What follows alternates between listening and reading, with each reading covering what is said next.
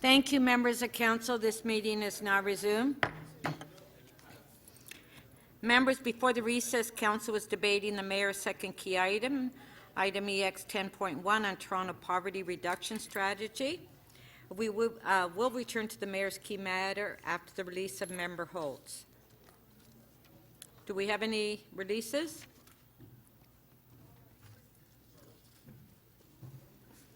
Okay. And I have reviewed a number of urgent motions to be added to the agenda. Councillor Thompson. Yes, Speaker. This is the item I spoke about this morning with respect to the Google matter and looking at setting up a initiative that will defend the integrity of Scarborough. Favor? Carried. Deputy Mayor Minnan-Wong. Sure. Thank you. Yes, this motion is urgent as residents continue to wait in traffic and congestion is getting worse. Oh, come on. All in favor? Carried. Okay. Councillor Fletcher, can you introduce it on behalf of Councillor Bilal? You were the seconder. Yes, I can. It is important because the commenting period on Bill 138 will close before the next council meeting. It needs to be dealt with here. Okay, on favor? Carried. Okay, so we'll go back to the mayor's key item. Mayor Tory to speak. Well, thank you, Madam Speaker. First of all, a number of people thanked me for the role that I had played in, I guess, having, with the help of a lot of the city staff and in particular Deputy Mayor McConnell in the first go-around and subsequently Councillor Prutz and others in having a poverty reduction plan. And to me, this is, you know, I was asked on election night this past go-around, you know, what was the single most important challenge facing the city? And I said it was the gap that existed, a number of gaps actually. It's the transportation gap, the opportunity gap, different gaps that exist between those who I describe as comfortable and those who are struggling. And those who are struggling include people who are living in what we would describe as poverty. And so in that sense, to me, it's just what you're elected to come here to do, to try to have a plan. And I think obviously, I think we all recognized, and in fact, I think everybody that ran for the council before the 44 council had signed up to a pledge that said we would have a poverty reduction plan. So indeed, the staff helped us to devise one with the leadership of Deputy Mayor McConnell. And now that plan, I guess, ran its course in the context of time.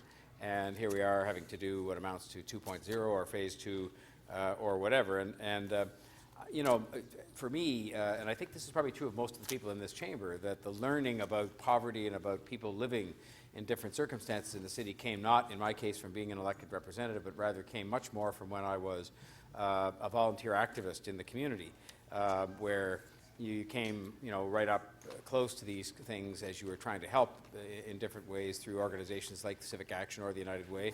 And I think that's true of many people in this chamber. And you come to recognize there are two reasons, two motivations, and I don't pass judgment on them as much as it might be easy to do so, that cause people to want to act. There's the moral case that sort of says we shouldn't have fellow human beings that are residents of Toronto living in some of these kinds of circumstances.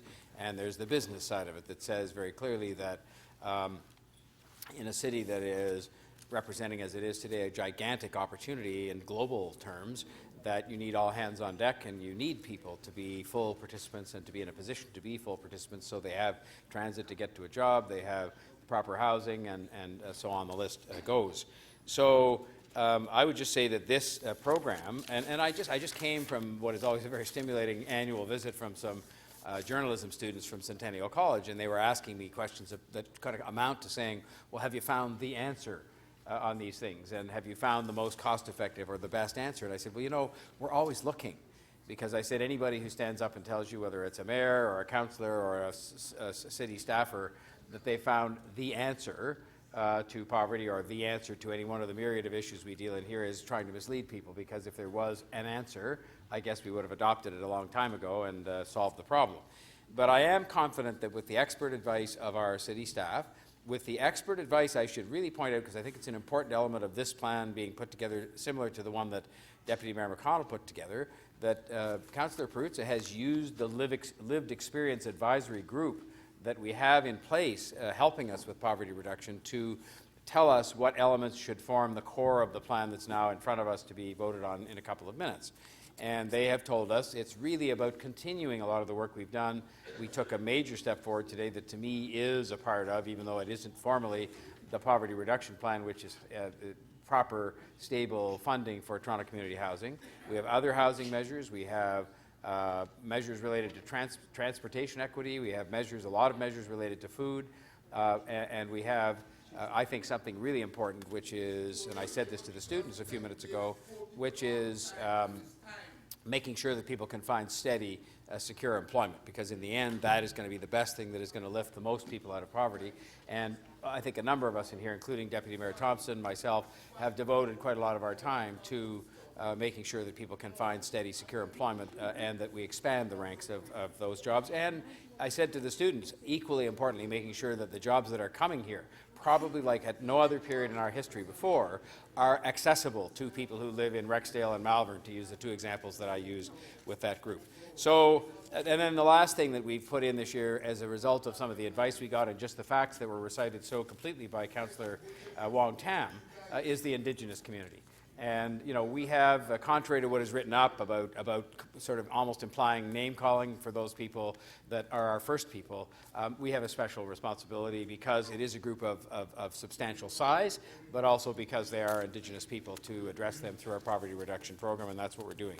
So I just think if we take the annual work plans and we follow them and we fund them, that we are going to continue to make a difference. One of the activists quoted on a story on the CBC said, these plans are moving the needle. And that's, I think, what you want to be doing in the business we're in, is moving the needle. You want to move it as quickly as you can, but you want to just make sure you're moving the needle. I think we're doing that. I think this plan will do that in years ahead, and I commend you to support it, and then we'll get on with implementing it. Thank you, Speaker. Thank you. Okay, so we have the motions. We'll put them on the screen. First motion is motion number 2. On favor? Carried. Motion 3A.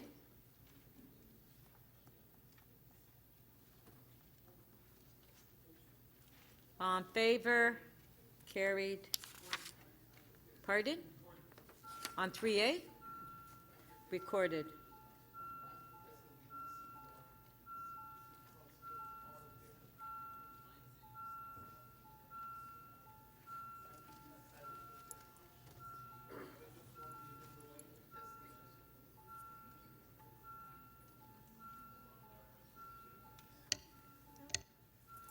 Councillor Thompson, please.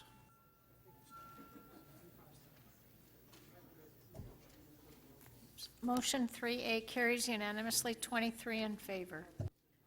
Motion number 1.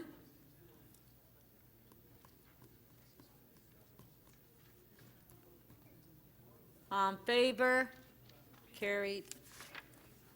Motion 3B.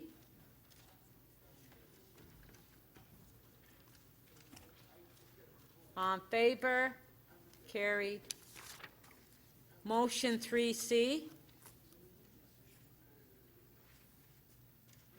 On favor? Carried. Item as amended, recorded vote.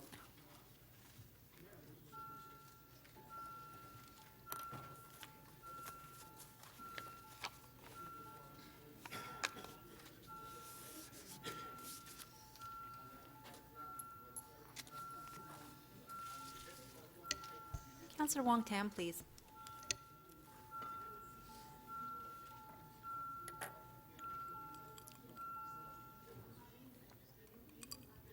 The item as amended is adopted unanimously, 23 in favor. Thank you.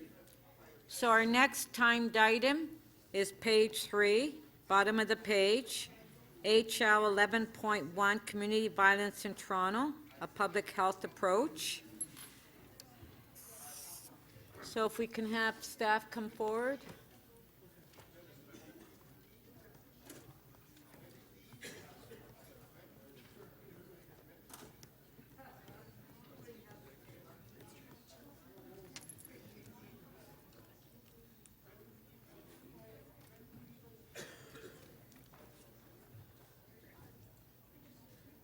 Okay, questions to staff?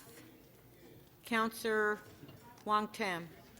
Yes, thank you very much, and through you to staff. With respect to the trends that you have identified in the report, can you highlight for council some of the key learnings that you've listed in the report?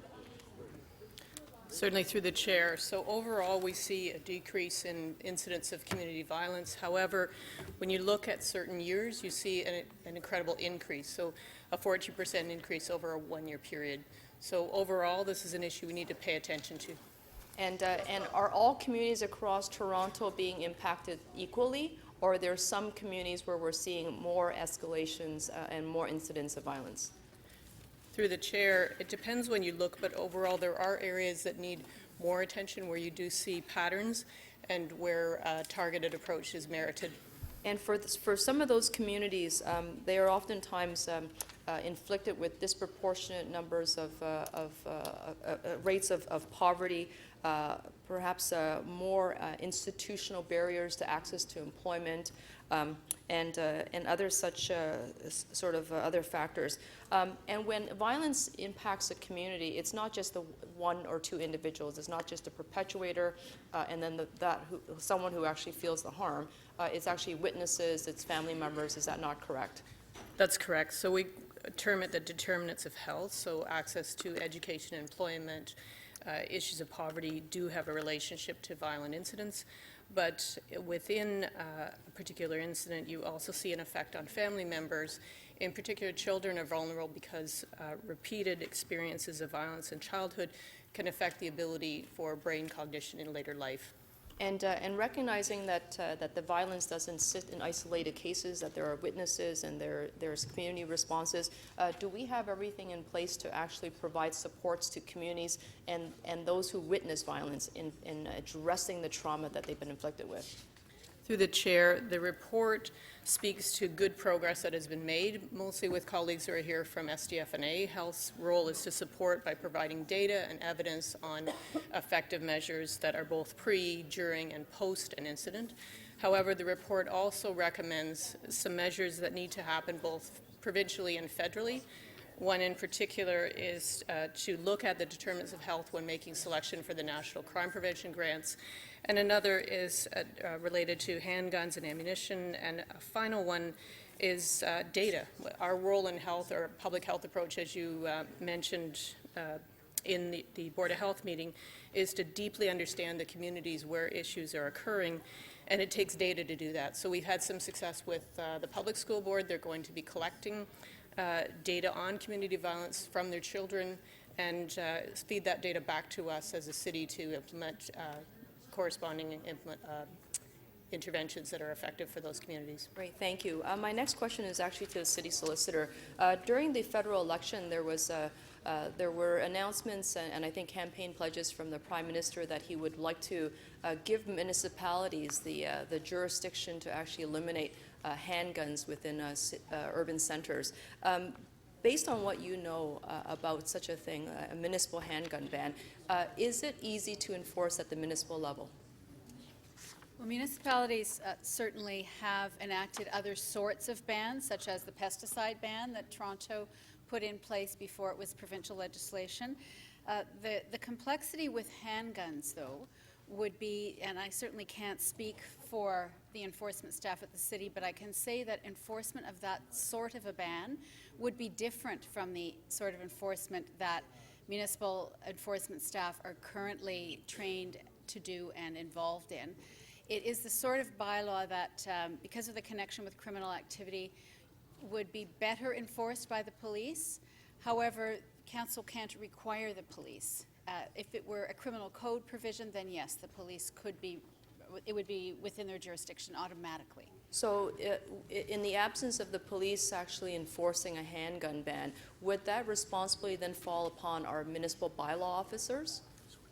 And will they be stopping individuals to ask to see if they have access to handguns? Like, how would that work? Do we write them a ticket? It would be very difficult, and certainly confiscation would be difficult. but because it would be in a bylaw, it would fall to the bylaw enforcement officers if the police had not assumed responsibility for it. And again, I can't speak for the police, but certainly that would be something that I would recommend the municipality So just to capture it, discuss. just to capture it, if we did receive powers from the provincial or federal governments to ban handguns in Toronto, that responsibility, if the police don't enforce it, would fall upon our bylaw officers. That's correct. Okay, that was your last question. Generally speaking, bylaw enforcement officers are the ones with the responsibility for enforcing all of the bylaws, yes. And in some cases, police do step in. Thank you. Councillor Matlow. Sorry, you should have been first. I Yeah. appreciate that, Madam Speaker. The, recently, Council made an investment to support Premier Ford's efforts to install CCTV cameras to address some of the violence that's occurring in our city. When that happened, when that announcement was made, I really made my best effort to try to find a study anywhere in the world that supports, in an evidence-based, just honest way, that CCTVs address violence. And the reoccurring theme, whether it be from the police college in England or the City University of New York and elsewhere, the reoccurring theme was that CCTVs can be helpful with respect to car break-ins and incidents like that. But over and over again, it would say, but does little to address violence. In all candor, when we have limited funds and we've got so much to address, and we have many of the proactive initiatives not funded today through ties and other strategies, does it make sense to spend that money on CCTV cameras? If so, can you cite a report that supports that approach? And if not, should we be perhaps focusing more on the proactive measures such as the youth spaces that I know that staff has supported in the past? Through the chair, so I don't have a report, nor am I aware of a report that shows the effectiveness for community or pure incident violence prevention related to CCTV camera. I think that I've heard police speak about them as being one part of what they would describe as a very comprehensive approach, but in singlehood, I'm not aware of their effectiveness. The report that we brought forward with partners from SDF&A speaks to a comprehensive approach that is so as individuals that live in communities that are prone to violence are growing up or are in the school system receive support to understand how to cope with challenging environment during the time when there is an incident, support for the communities that are grieving, and then post, as you mentioned, ensuring that there's positive space for youth or that there's programming that helps individuals who need a second chance because of the struggles that they've experienced through the violent incident. Would you say that, so is it an honest statement that if we have a dollar, that it be better invested, if we're going to be addressing the violence in our city, if we have that dollar, into proactive measures to address the roots of the violence rather than things like CCTV?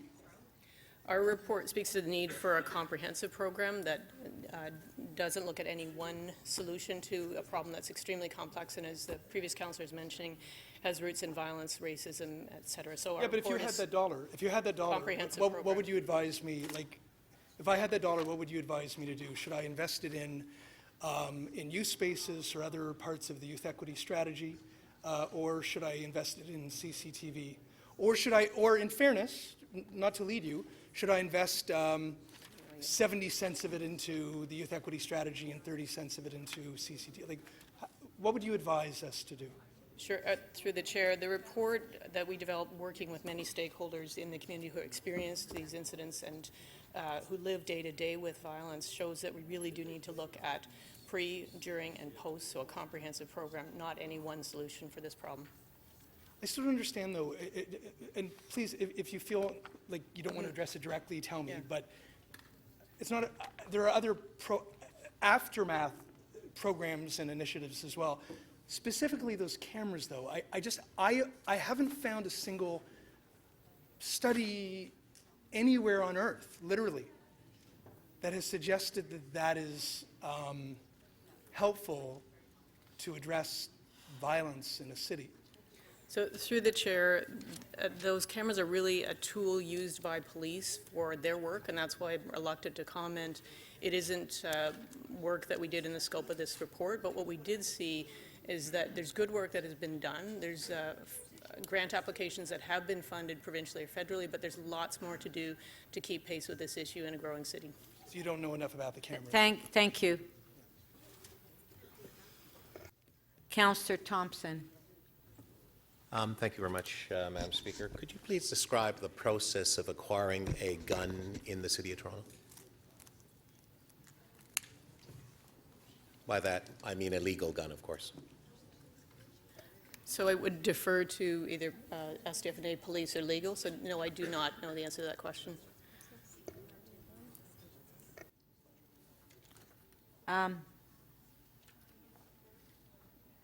How do you purchase a gun? That was the question.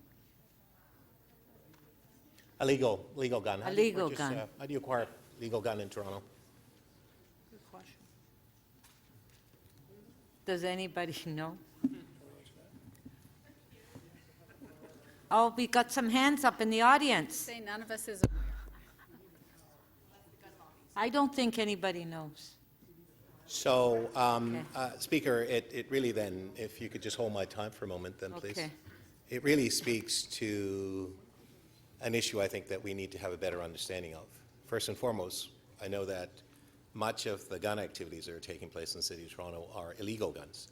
And so what I'm trying to understand, because we're looking at banning, obviously, the sale and banning the sale of munitions and ammunition and so on in the City of Toronto, I'm just trying to understand where are we able to buy a legal gun, or where do we buy legal bullets? Is it Canadian Tire? Is it Walmart? We need to have a better understanding of this issue to have and frame this discussion. Because quite frankly, I've been here now for 17 years, and 17 years later, we're still asking the same questions and talking about the same issue. Okay, we haven't formulated solutions. So I'm wondering if someone can actually answer my question. Well, Councillor Thompson, I don't know. Okay, then I will ask other questions. Oh, sorry, Councillor Cressy, you've got the floor. You have an answer, Councillor Cressy? Just on a point of order, 'cause at last meeting, when we were also dealing with the issue of gun control, we had representatives from Toronto Police Services here, and we stood down the item at that time so as to have them here to answer questions.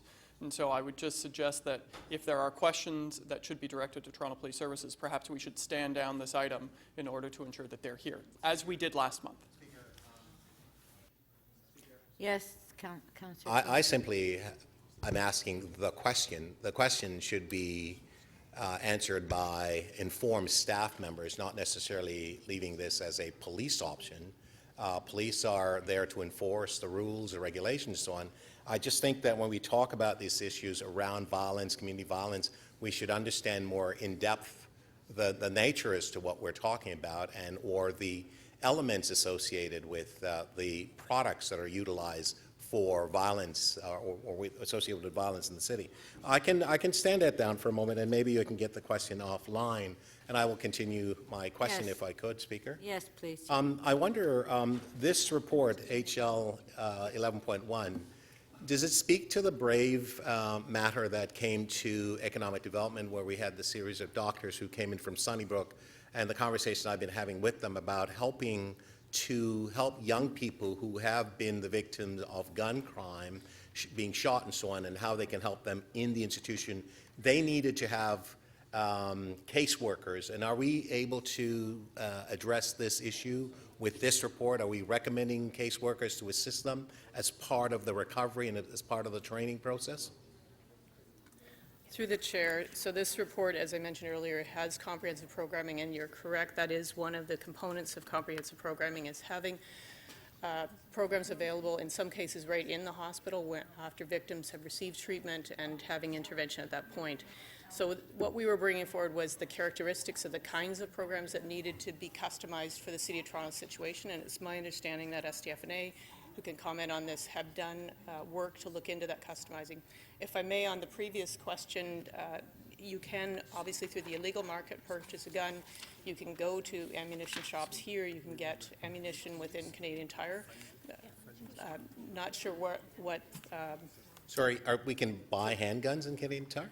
no, ammunition, I said. And ammunition, okay, but on the gun, okay, so, okay. So on we the, can go back to the, so just to, and if it's your wish, we're happy to work with SDF and bring a supplementary report or speak after about the Right. accessing of guns. and can I just then ask this question, because I think the connection's been made with respect to poverty and violence and so on, and I get that, I think we all get that.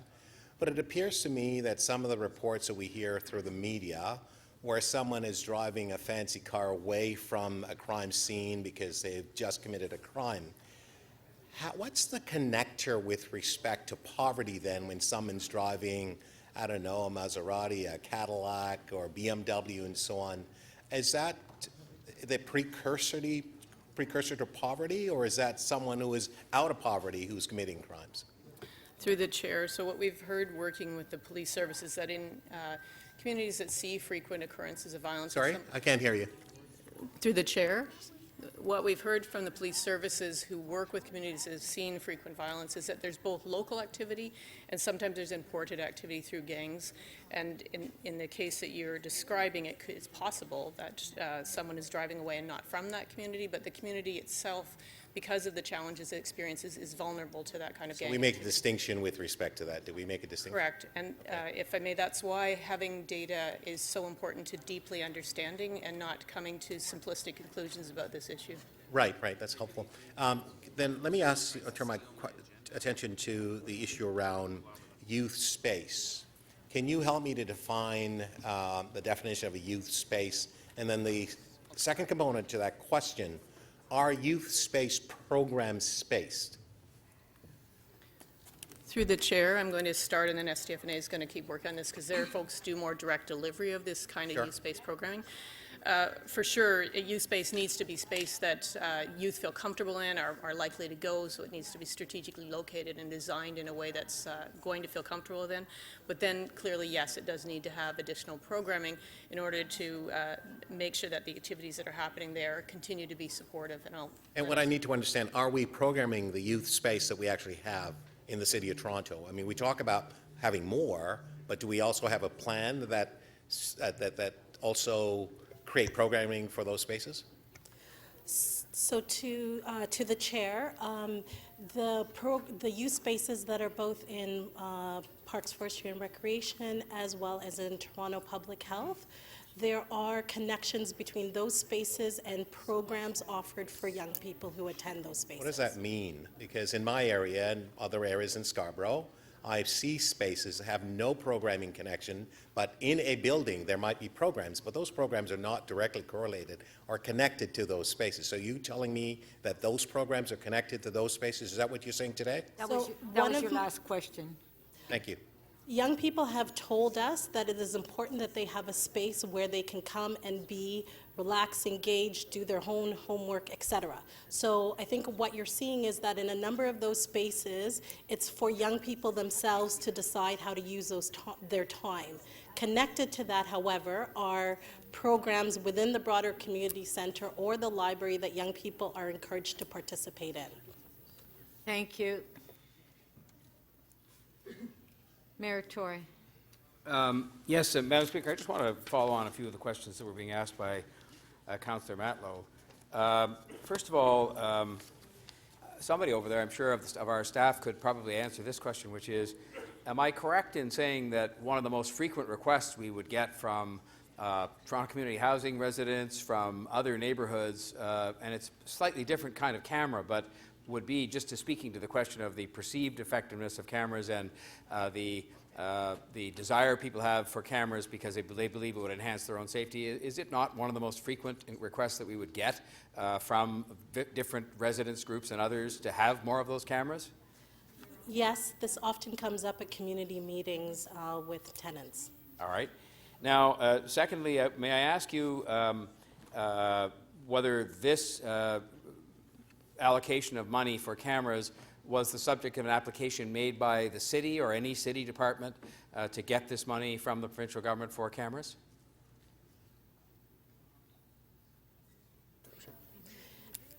This was not a result of an application made by the city. It was a mandate or directive from the provincial government. All right. And am I correct that the applicant in this case was actually the police, and that they would have made that application without, they don't have to consult with you when they make those kinds of applications? Is that correct? That is correct. All right. And am I correct as well that it was provincial money that came? There was no city money per se raised by the city or allocated in our budget that went into buying these cameras. It was a police application to the provincial government for provincial dollars that we're talking about here. That is our understanding, yes. Okay, and would it surprise you to know that the program in question pursuant to which this application was made was not one that said that the police could apply for money for youth spaces to be given to the City of Toronto, but rather that the police department could apply for equipment that they could use in the course of policing as they saw fit, and that that was the program that this money flowed under, not some program that gave you as officials or us as politicians here at City Council any discretion over using it, say, for youth spaces. Does that surprise you? Your conclusion is correct, yes. All right. And would you have any reason to believe that the police would have submitted an application that was sort of deliberately wasteful, or just deciding to do it because it was there, or rather that they might have had some purpose in mind for which they would buy these cameras that had to do with crime prevention? It's not for me to comment on how the police makes their priorities, but that would be the assumption. Okay. One last question, and I'm not asking you to, I sort of am a little bit, to sneak preview the hard work that you and your colleagues are doing with respect to the youth program review, but is it the case that you're able to say at this point in time, with the number of youth spaces we already have, that every single one, without exception, is an absolutely unqualified success in the context of attracting the kids that you want to attract into the space, performing the function you want to perform? Are we able to say that today and just say this has been such an absolutely unqualified 100% success that therefore we can make our decisions on the basis of that conclusion? Or are you in the process of studying it? Like, what's the story on that? So we are in the process of studying them. Toronto Public Libraries has done a very good job of being able to track the participation of young people and what some of those outcomes are. I think at this point what we can say is that they are meeting the need that young people had articulated to the city. And that we need to continue, like all of our programs, to assess how they're evolving based on evolving and changing community needs. Thank you. Thank you. Okay, are there any further questions? Okay, we'll go to speakers. Councillor Matlow.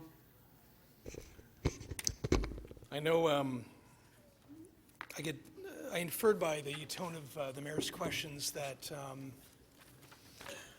there's a sense of defensiveness amongst some when there are questions asked about, the prioritization of every tax dollar on, whether we take the proactive approach or whether we take the enforcement approach, or whether or not we need a more comprehensive approach to both. But I can assure, whether it be the mayor or anyone else with any strong, convicted feeling about this, that there are some of us who really are just trying to figure it out. It's not even sort of leading questions so much as just when announcements are made and when steps are taken, and the research that you do or the evidence that you see just doesn't sort of add up with the steps that are taken.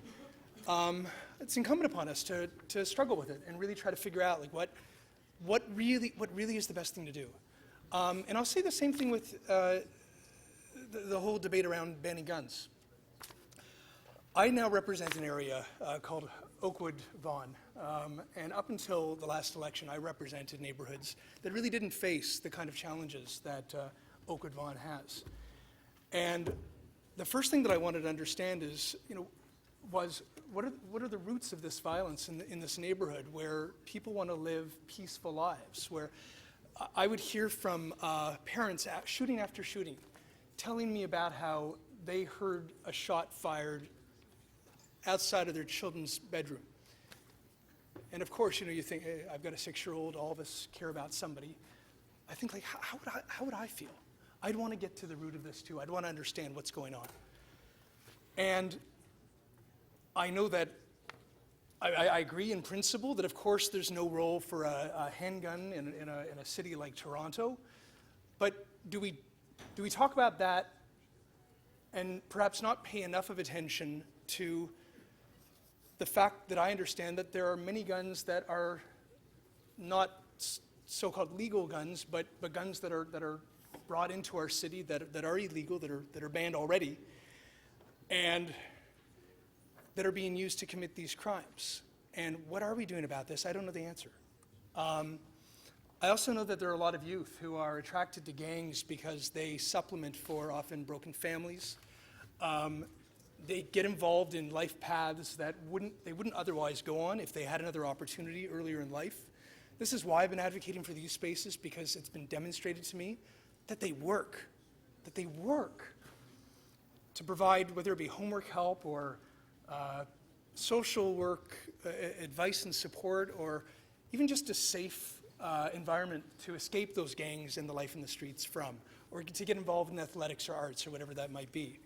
It can change a life, and it often takes 20 years or more, or a generation, to demonstrate that we change that life. But it's worth investing in now, because we want the community to be safe, but we also want to save every one of these kids. And we want them to be fulfilled and healthy and contributing members of society and live the lives that we'd want our own kids to live, every one of us. That's why we're advocating for these things. And damn right, enforcement can't be ignored. And if anything happened to somebody I loved, I'd want the police to get on it and catch that person. And I'd want that person attended to, and I'd want that person rehabilitated. But I also wish that that person had never committed that crime in the first place. Rather than be in a position where we are putting up cameras, I'd rather there never be a reason for that kid to pick up a gun in the first place, and there never be a reason to take a picture of them doing so after they've committed a crime. But we all agree on that, don't we? We all feel the same way. So I just ask, whether you are one that's just like, it's the crime and the punishment side of things, or you just want to focus on the proactive, social service side, or perhaps we're trying to find really what is the right mixture. Let us not be either defensive or infer that another is offensive when we ask those hard questions. Because ultimately, the result that I'd like to see is for a community like what I represent in Oakwood Vaughan, and every neighborhood in the city, that we actually know what we're talking about, we make decisions that really are fact-based, that we use the dollars we have well, and ultimately help these kids early on before they find themselves in a life that they didn't want in the first place, and ultimately be able to go back to our communities and provide the support and the safety that every single person in the city deserves. Thank you. Thank you. Councillor Wong-Tam. Yes, thank you very much, Madam Speaker. I want to thank staff for this exceptional report. I recognize that they, for the first time in a very long time, put a public health lens over community violence. And I have seen various reports come across the agenda of Board of Health where we've tried to sort of tackle intimate partner violence, or we've tried to address some of the other social challenges. But this is probably one of the most comprehensive reports that we've had in the times that I've been in this chamber. And it was actually very refreshing, Madam Speaker, is that the level of discourse at the Board of Health was around community violence and keeping communities safe was very different than the type of debates that we generally have in this chamber. And I kind of wish that all members of council would be able to sort of participate in that conversation, because they really did get to addressing and identifying the social determinants of health and how in the absence of those social determinants, what happens to communities that are destabilized, and oftentimes the type of violence that comes out of it. I just want to identify, Madam Speaker, that community violence has both physical and mental health impacts on the communities that bear and witness the violence. And we know that it's not necessarily just two individuals, such as the victim or the survivor or the perpetuator of violence. It is everybody that gets rolled up into it, whether it's a family member or a sibling whether it's the grandparents or the teachers, it's the colleagues at the workplace, or it's the children in the schoolyards. Everyone is affected. And I think, Madam Speaker, what is oftentimes missing from this particular debate is what do we do about providing supports to those communities that have actually been facing harm? How do we address the trauma that those individuals are living with? And how do we actually address the mental health that is oftentimes undiagnosed and untreated? And as those people who have actually been harmed set about their business in communities that perhaps may end up creating more harm.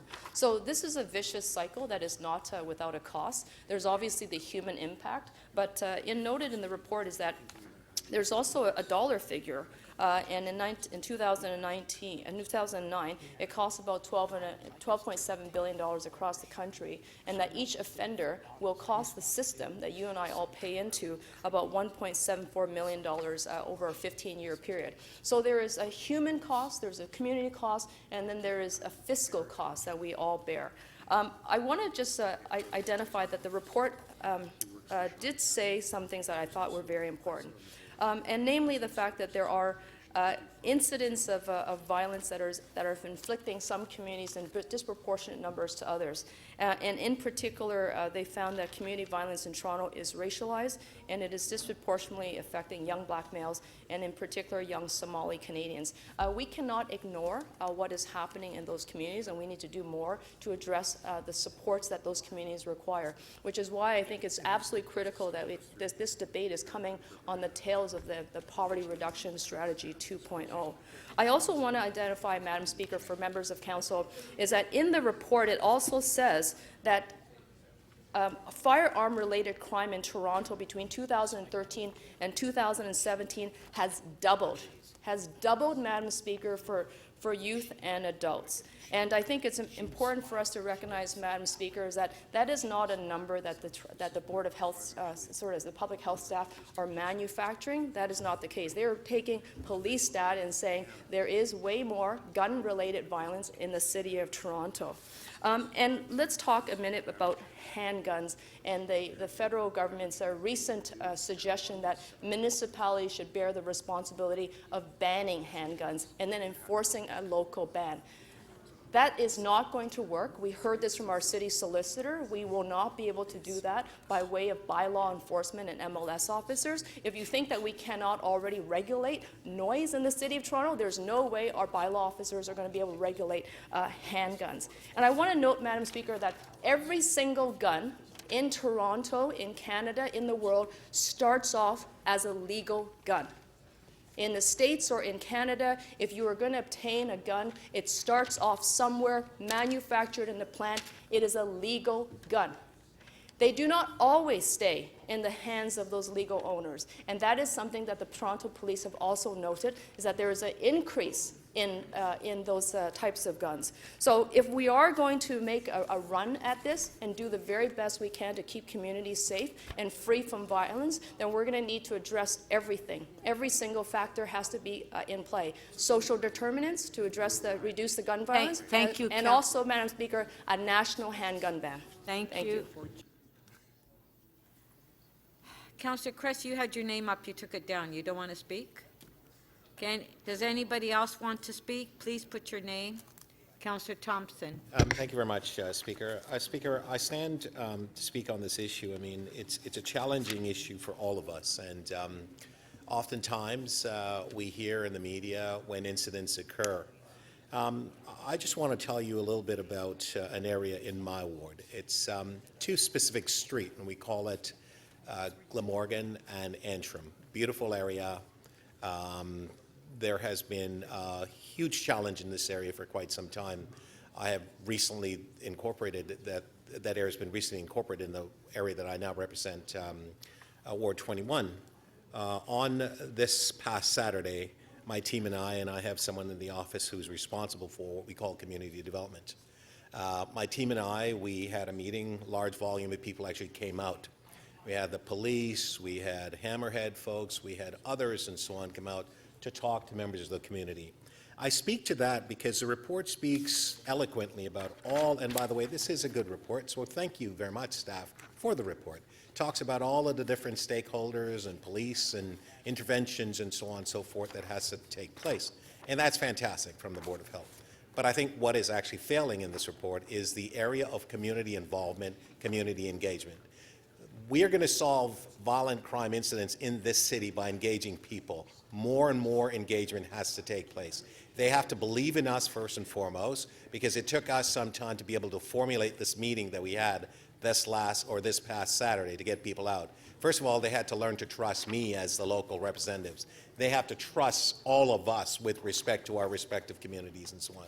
And yes, we will have all the rules and all the bans in place. But what we also know is that there's a culture of violence that exists in this city, that no matter how many more youth spaces that we will bring to the table, no matter how many more investments that we will submit to the different processes and so on, we have to make sure that we reach out to communities to work with them, because they're part of the solution with respect to dealing with violence in this city.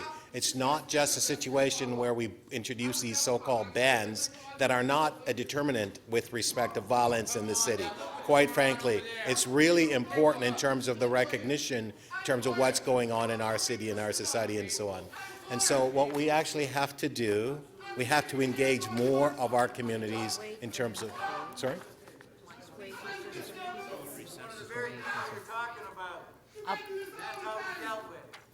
I'll put your time on hold. Sure.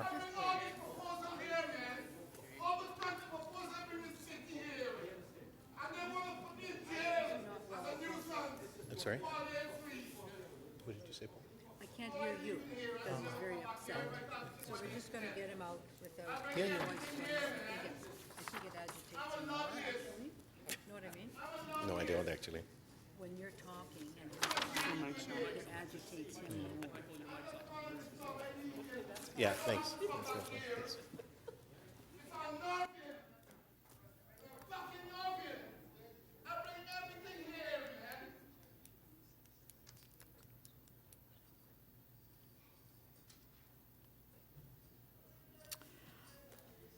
Okay, Councillor Thompson, if you want to continue. Yes, Speaker, thank you. And so my point, Speaker, is that we really need to engage communities much more than we're actually doing now, because they're part of the solution to this really, really challenging problem that exists in our city.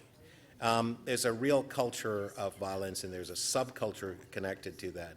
In fact, Speaker, I just had a meeting this lunch period, and I was quite surprised at some of the information I was garnering about some of the activities that are taking place in the city. I note that much of that is not contained in any of these reports here in terms of addressing with these issues that we're facing in the city. I'm hopeful as we move forward, we're going to engage more into communities. We're going to do a deeper dive in terms of how we can help those mothers and those children that we're talking about that are affected and impacted by violence in this city. And many of those people may look like me, but in fact, if you think it's just people who look like me, very soon it'll be people that look like you who will be affected as well by this particular violence. Because the fact of the matter is that with those people who feel somewhat deprived with respect to our society, it will actually permeate beyond simply those who are the typical or usual suspects who are engaged or are being impacted by violence and so on. So the work that we're actually doing here, it's certainly it's helpful, but I think we need to do more and reach out greater. In the Glamorgan and Antrim area, over the last little while, 3 people have gotten killed in there. One of them famously is an associate friend of every famous Torontonian that is around the world, and we're trying to deal with some of those particular challenges. The mothers and the people who know this young man feel, obviously, it's someone close to him that has caused his death.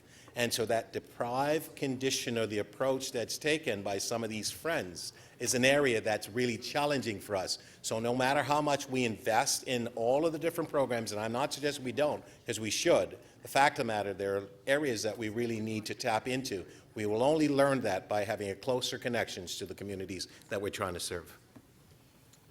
Thank you. Are there any further speakers? No, okay. We'll vote. Councillor Holiday has asked that 1A be voted on separately and 2E. So on 1A, you can put it on the screen.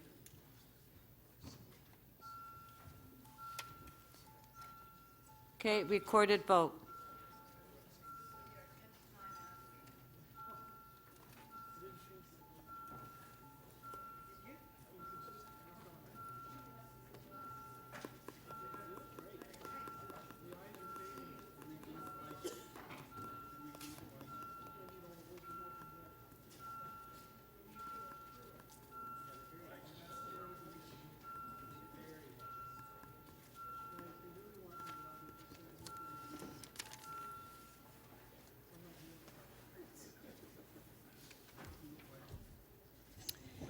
Motion 1A carries 21 to 2.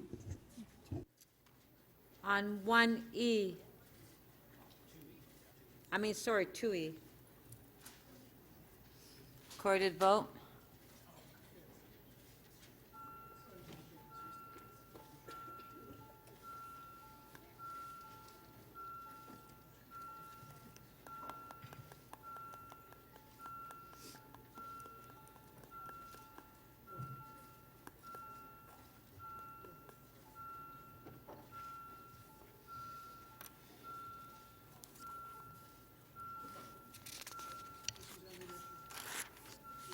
Councillor Pasternak, please.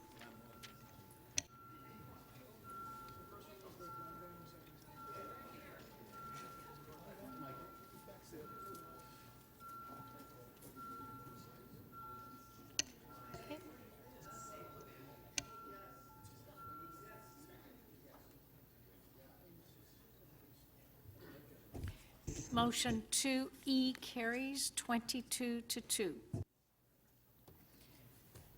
On the item, recorded vote. The balance of the item, yeah, recorded vote.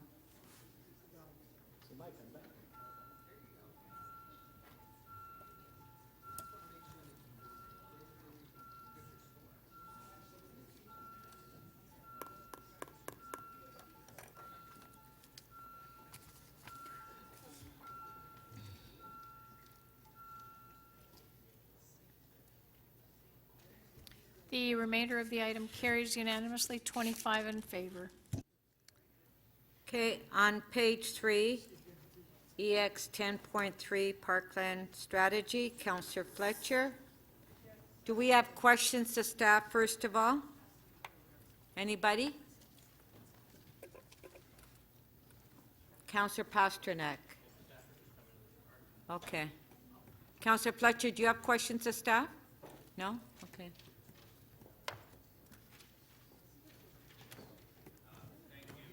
Okay, just one moment.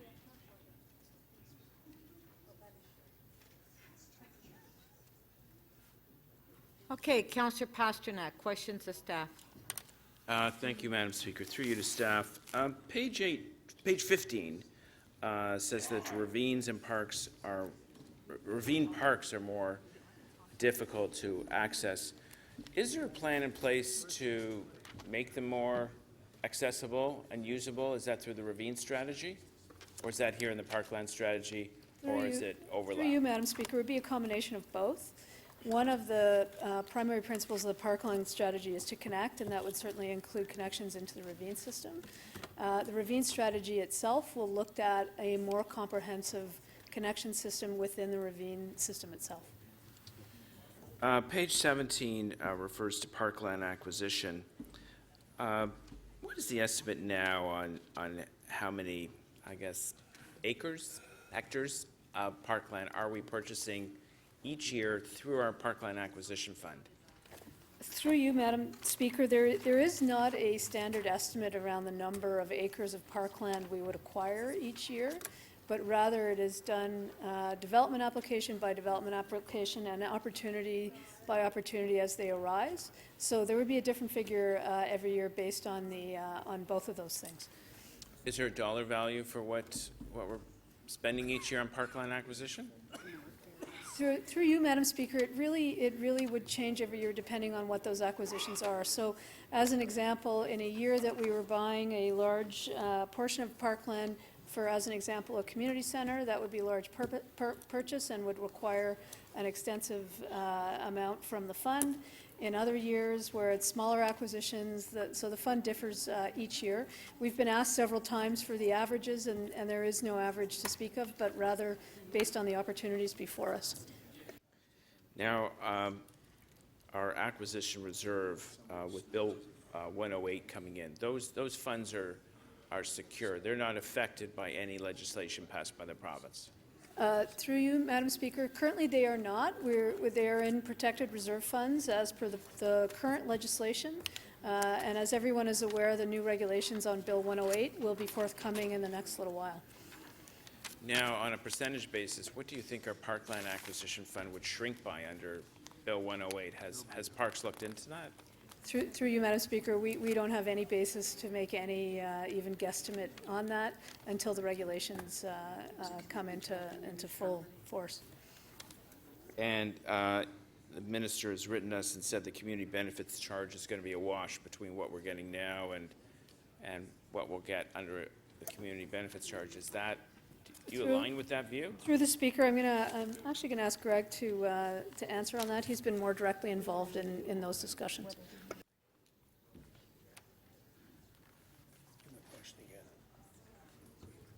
I'd be happy to repeat the question. Yes, If you could. I'll put your time. So, based on what we call, I guess we call Section 42 or cash in lieu versus the community benefits charge, do you think we've received a letter from the minister that it's basically a wash in revenue. Would you consider it shrinkage or a wash? How would you measure what's coming? Through the Speaker, we've previously advised Council of our concern about revenue neutrality when it comes to the new legislation, both Bill 108 and now Bill 138. We have a new report on this agenda that is coming in through a member's motion tomorrow, and it updates you on our concerns about revenue neutrality. And essentially, we want to be in the same place we're in now with respect to the funds that we collect under Section 42, including the alternate rate provisions. They have modified in Bill 138 to make sure that we can still continue to use alternate rate provisions, but we remain concerned that at the end of the day, the new community benefits charge, as it ultimately is calculated, is revenue neutral and supports our 10-year Parks capital plan.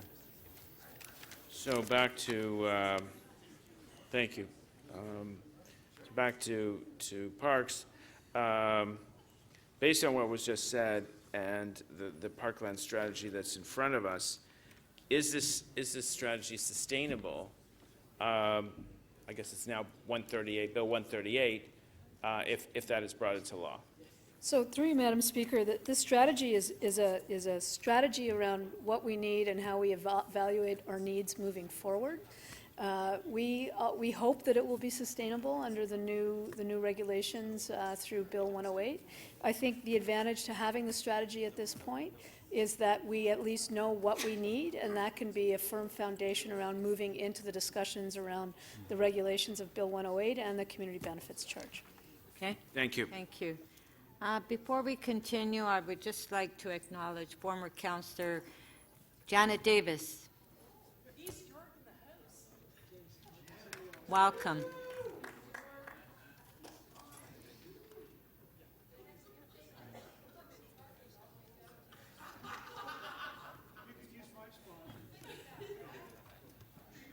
I thought you took TTC. You can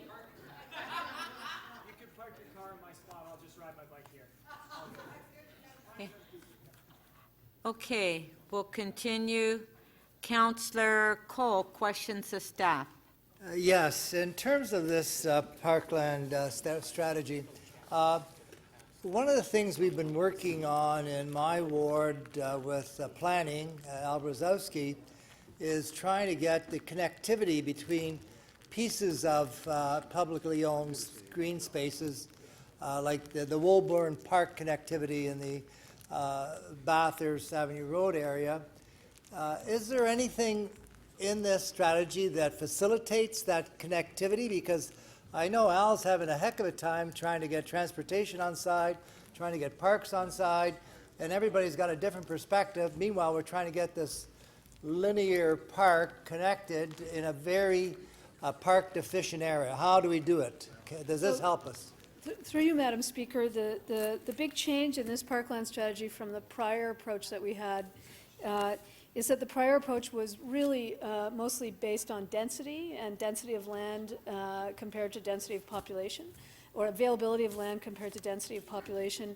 This new strategy before council today actually layers in a number of principles around assessing how we would acquire land and when we would acquire land, and connectivity is one of those new principles. So it actually creates a better foundation to look at those issues when we're looking at the opportunities that are before us. And how can we get transportation on the same page as parks and planning? That seems to be the problem, that they want to pave everything and they don't really want to connect it green. Through the Speaker, I can't speak for transportation, but I can say that we have worked with transportation and with planning on this strategy, and we will continue to work and see where we can work together to advance the goals of the strategy. And the other questions I have is, you know, given the densities and the lack of green space and the increased lack of green space with Bill 108, are we possibly looking at building some vertical parks? Through the Speaker. Like in Young Eglinton, perhaps Right. we need to start building high-rise parks. So through the Speaker, we have actually begun that process already. The Canoe Landing Community Center, about to open, actually has our first rooftop park, and the design has been something that's been very exciting to work on. So certainly we can continue to have those discussions, whether it's in public facilities that may come in the next several years, but also through some of the private developments that are coming through. Yeah, and the other question I have, given the need for green space, park space in highly developed areas where there's a lot of development applications now and a lot coming down the pike, do we have any kind of sort of micro strategy where we look at putting in slivers of parks where normally we wouldn't even consider it, given that, you know, just a little bit of green breathing space for a dog or a person to sit in or a baby in a carriage? Can we look at these micro parks perhaps to fit into these mass condo development areas? So through the Speaker, I think that the plan does for the first time actually speak to doing more local parks plans. So where there is an instance in a particular pocket of the city with intense development, our intention would be working with planning to develop a plan for that whole area that can actually guide some of the negotiations and discussions with the development community as the developments come forward. So yes, I think the plan speaks to that. Yes, and I guess my final question is, we have another obstacle in trying to build a linear park on the Allen Road. It's called the Allen Greenway proposal, where again we have encroachment on public property, we have roads, we have...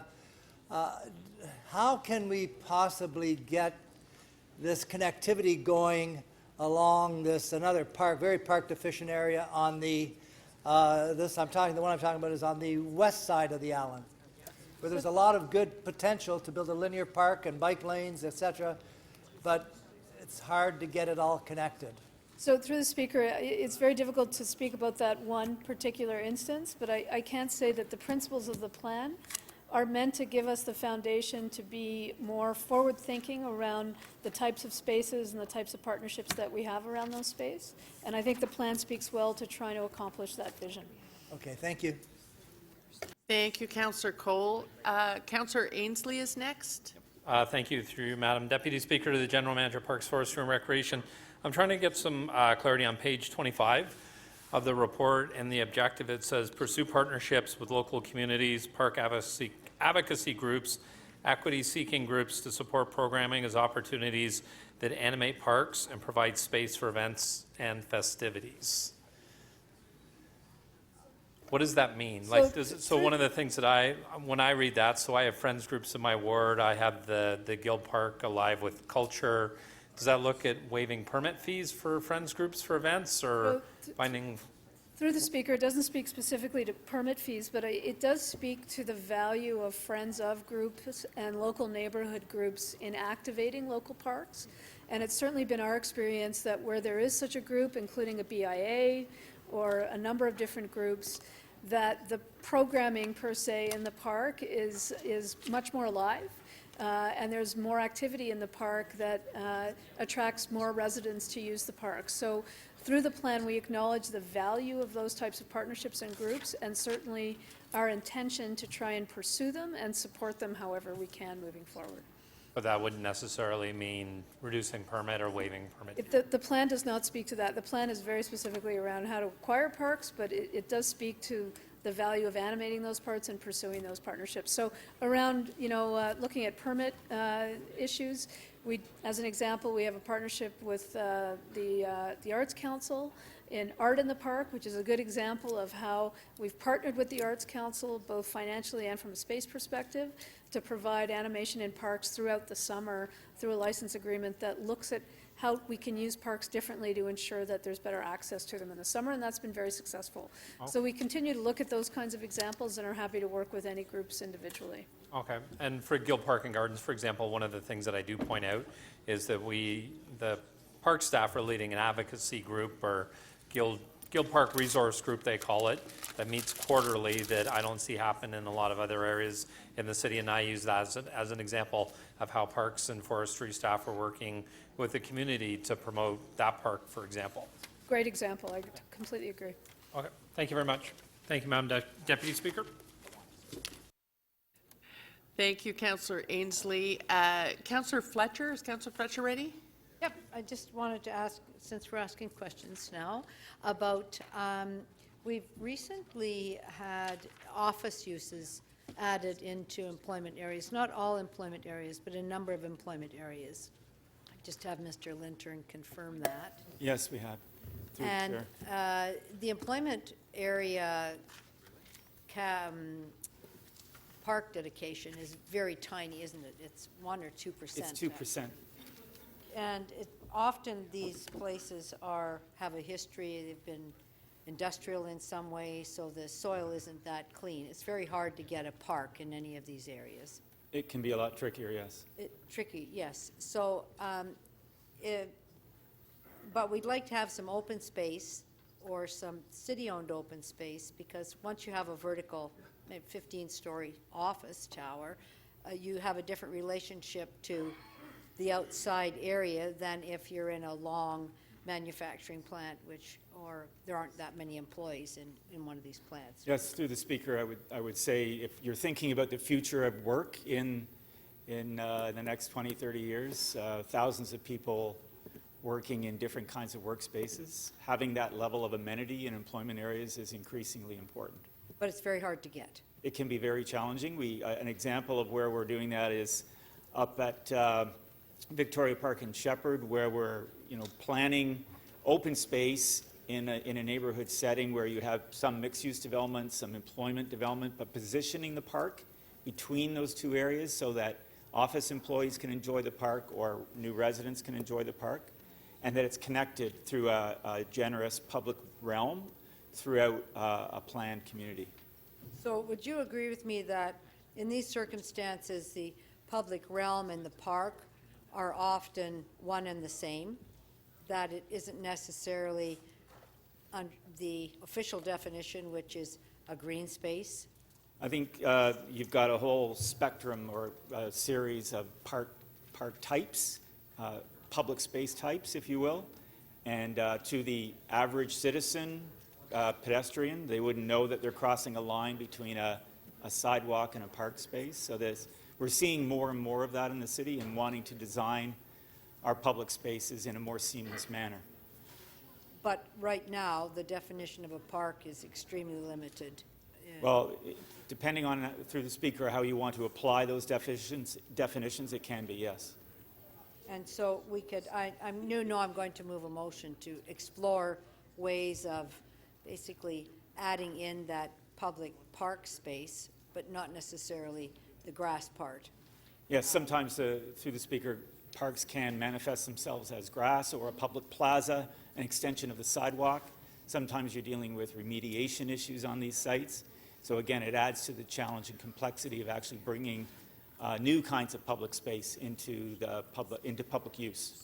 And is Young Dundas Square a park or a public space? What is It actually is designated and zoned as park, even though it is hard granite surface used for programming and other public purposes. And so, was it remediated? I can't recall at the time. There is a parking garage underneath it. Right, that's true. Thank you very much. Thank you. Councillor Carroll? Yes, just quickly, it's actually a follow-on to Councillor Ainsley's questions. There is a couple of mentions in this plan that really make it more than a parkland strategy. It's use of public space strategy, really. It talks about pursuing agreements, better agreements, shall we say, with educational institutions. And I assume that we've said educational institutions because we mean not just the public board and the Catholic board, but maybe college lands, all those sorts of things. So we've had experience in the past where we have a group, and when it comes to using those organizations, we sort of help them pave the way to the permit office, and then they're told you need $11 billion for insurance.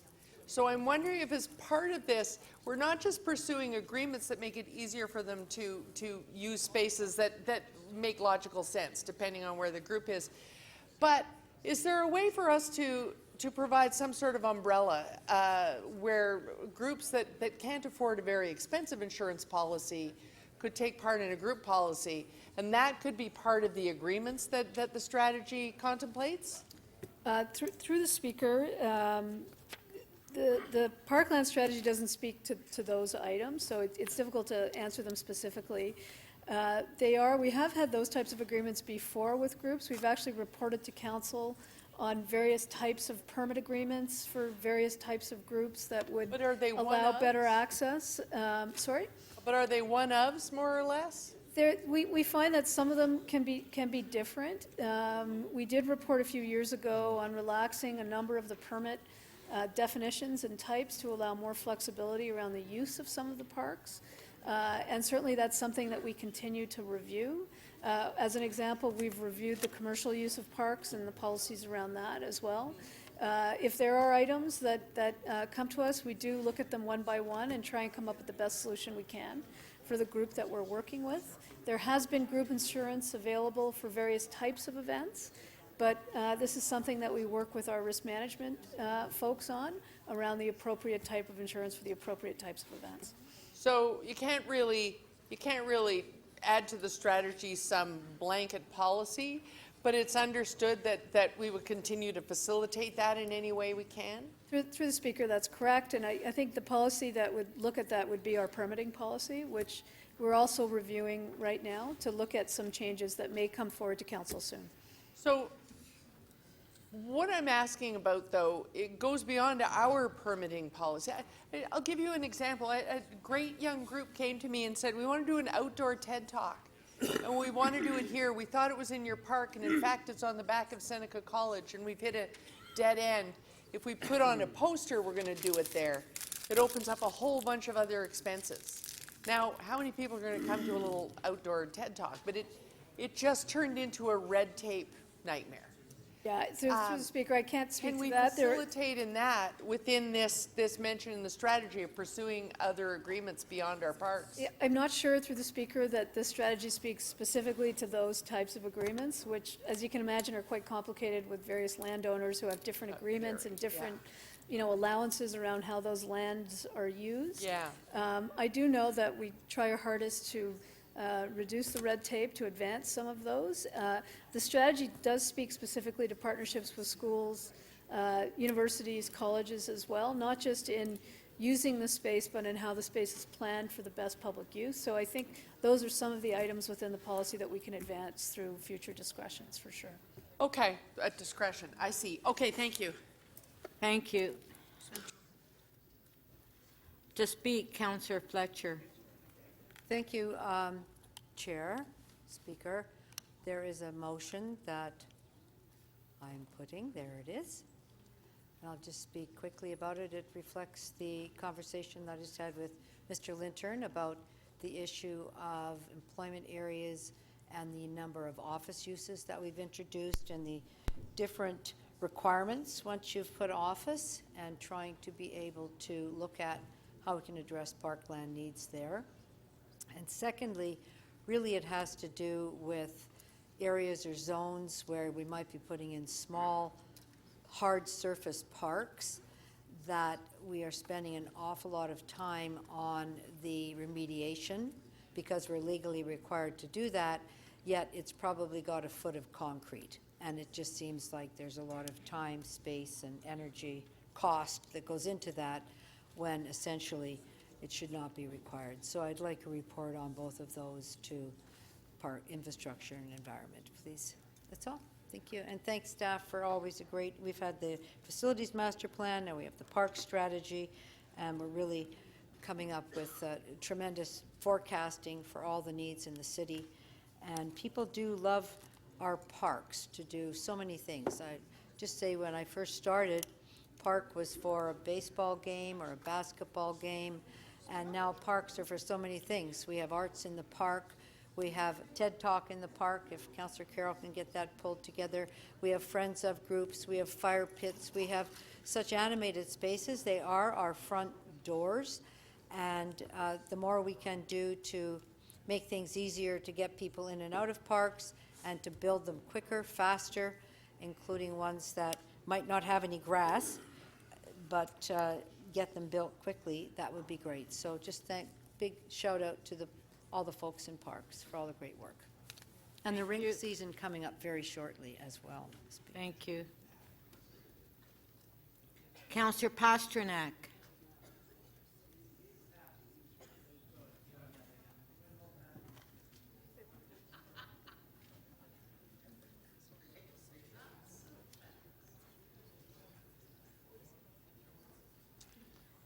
Thank you, Madam Speaker. Just very briefly, I just wanted to thank staff for their work on the Parkland strategy. When I arrived at City Hall, I asked myself, well, what standing committee do you want to sit on?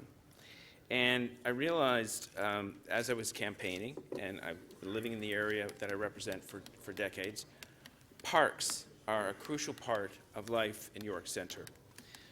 Parks are where many of our newcomers go on the weekends. They are a place of recreation, a place of culture, a place of hiking. We created 2 off-leash parks, so they're a place to take your pet. But it's the picnics, the community picnics, the cultural picnics, that really add animation to our many parks. And I think it's important going forward to realize that the space in our city is slowly disappearing, the vacant space, the vacant land. And it is very important that we draw lines around as many communities as we can, particularly those park-deficient communities, to make sure that we carve out as much green space and parkland as possible going forward. And we have to fight with them in development applications and negotiations. We have to make sure that we invest in parks and keep them safe, keep them up in a good state of good repair, and that we invest resources into them. Because those parks, once they're established, once they're up and operating, are there forever. They are a major resource in our local communities. They contribute to the livability of our city. We're holding somewhere in the vicinity of 1,500 parks across the city. It is what defines good community building, good neighborhood building, and a great gathering space. So this strategy, we'll take a close look at it at the Infrastructure and Environment Committee as we go forward. We're going to keep our eye on the province with Bill 138 and measure the impact as we go forward. But more and more, we should be looking at purchasing as much land as possible through these development applications to make sure that we preserve parkland for the future. We build our parkland assets to make sure that those lands will always stay green. Thank you very much.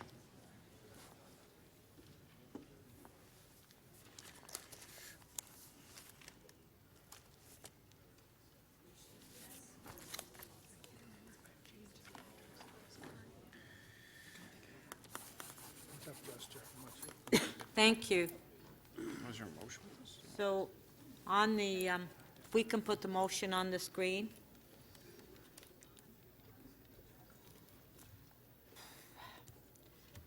On favor? Carried. Item is amended. On favor? Carried.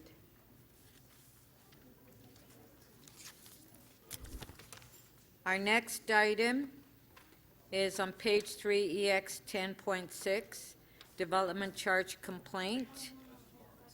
Oh, that's tomorrow. Yes, Councillor Perks? Speaker, on a point of order. I'm concerned about member motion 12.28. I've just been reviewing the council procedures for how motions without notice are placed on the council agenda. And from my reading of Chapter 27, Section 8.4, the clerk has to make a decision that the motion is urgent in nature, otherwise she refers, yes, 24.8.2, how motions without notice are treated. 1, the clerk, consulting with the chair, reviews all motions without notice.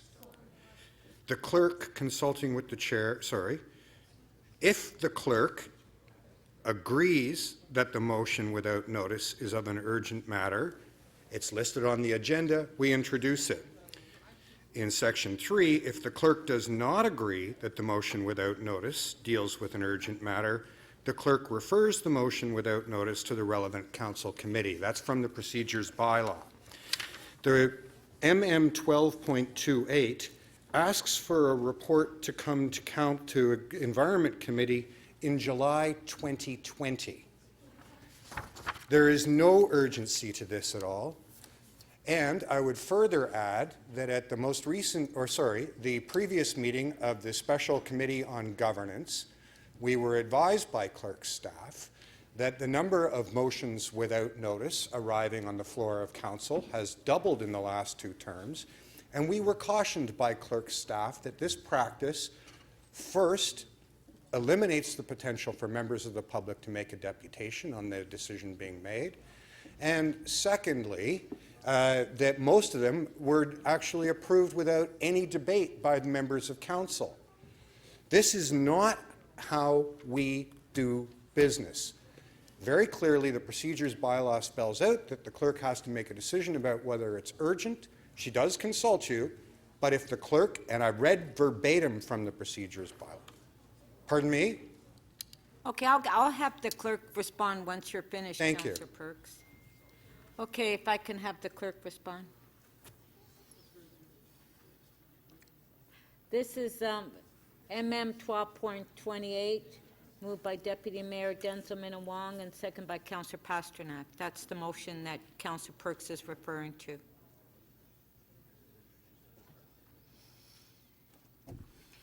The correct section, Madam Speaker, is actually found in Part D, because we are now talking about motions made during a council meeting.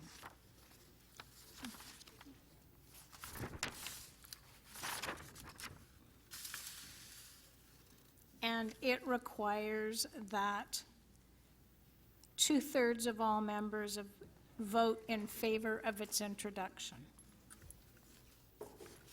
which has happened.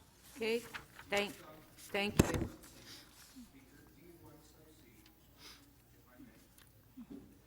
D1 sub C requires the chair agree that the matter is urgent. Perhaps, Madam Chair, you could explain to me why it is urgent that we decide today whether or not a report needs to go to the July 2020 Environment Committee.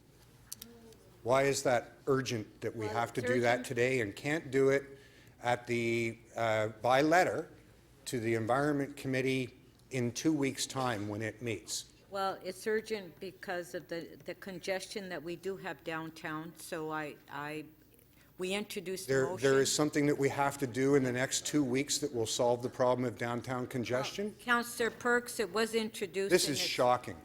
This is a shocking. Okay, our next item is on page 3, HL 10.2. Councillor Cole, you held the item down. Do you have questions? We'll bring staff forward first. Food systems, transformation. You held the item. Hold on, wait for the staff to come down.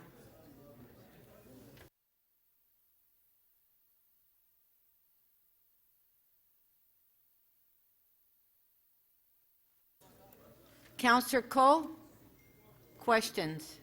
Yes, and in terms of food systems, I just wanted to ask staff, I have a situation in Lawrence Heights where we're doing the revitalization, and we're trying to get a non-profit co-op type grocery store in the revitalized development. I'm just wondering whether this report or this study has any kind of room to help facilitate this nonprofit food store happening. Through the Speaker, thank you very much for the question. I would suggest that this report focuses largely on the work that we would be doing here at the City in concert with our partners, for example, at Solid Waste Management and at EED. However, I'd be very open to having conversation with community partners and would be happy to discuss that with you offline and, perhaps create a connection with community agencies if that would be of interest or relevance. Yeah, no, thank you for that offer because, I've got a willing partner in North York Harvest Food Bank that wants to set up this co-op food store, and I'm just wondering what model, because they asked me what's the process or who do we go to try and see if it fits and what do we have to do to make it fit. Through the Speaker, happy to have the conversation offline, see what support we can offer, and perhaps make some connections to other agencies that would have some, ideas and answers for the co-op in question. Okay, thank you.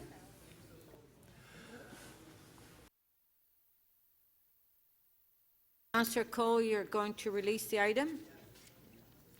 Okay, on the item, on favor, carried. Our next item is on page 3, HL 10.5, Noise Action Plan. Councillor Holiday, you held it. Does anybody have any questions? We're on the Noise Action Plan. Anybody? Okay, Councillor Holiday to speak. Thank you, Madam Speaker. If I may ask that the motion I prepared be displayed. I will just ask that Council request the Chief Planner to give consideration to transportation noise, and very specifically aircraft noise, when planning is considering applications under the review process. And the reason I place this is I'm no stranger to discussion at Council regarding aircraft noise. No matter which way the aircraft are flying out of the airport, they affect my ward. And some of the things I've learned in the last 5 years as councillor is there are things that we can do to help with this situation, and a lot of it has to do with new buildings. I also think about a phone call I just had earlier this week from a gentleman that lives on Eglinton Avenue, lives in a townhouse very close to the road, and he was very upset about the traffic noise and some large vehicles that go past his home during the day while he's trying to work. And I thought about that, and I thought if we had some better standards, and I realize some of this is a building code discussion, but I'd just like to keep it general with planners right now, about just increasing this STC ratings of these buildings to reduce the amount of ambient noise from the environment that gets into people's homes, because I think it creates a healthier home. And the other thing is, in many cases, not all, but many cases, a better sound transmission rating also could mean better thermal performance of buildings. And I think that's important from the perspective of Transform TO. So I hope members you'll support this motion. I think it's an excellent report, and I believe that this is a helpful thing for the citizens of the city. Thank you.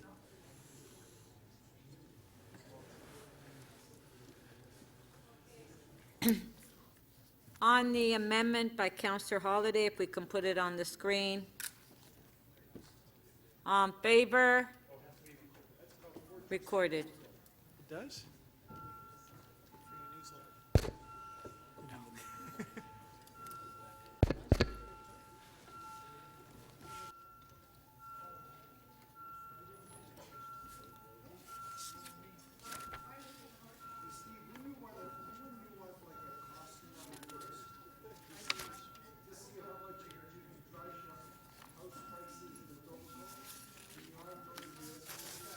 Councillor Karygiannis, please.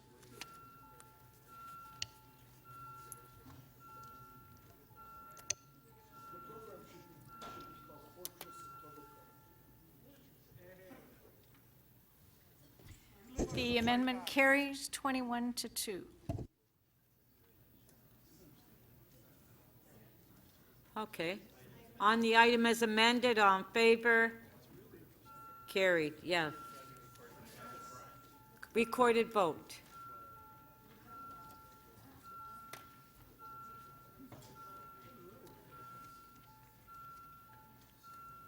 Councillor Lai, please, and Councillor Matlow, thank you. Councillor Fletcher.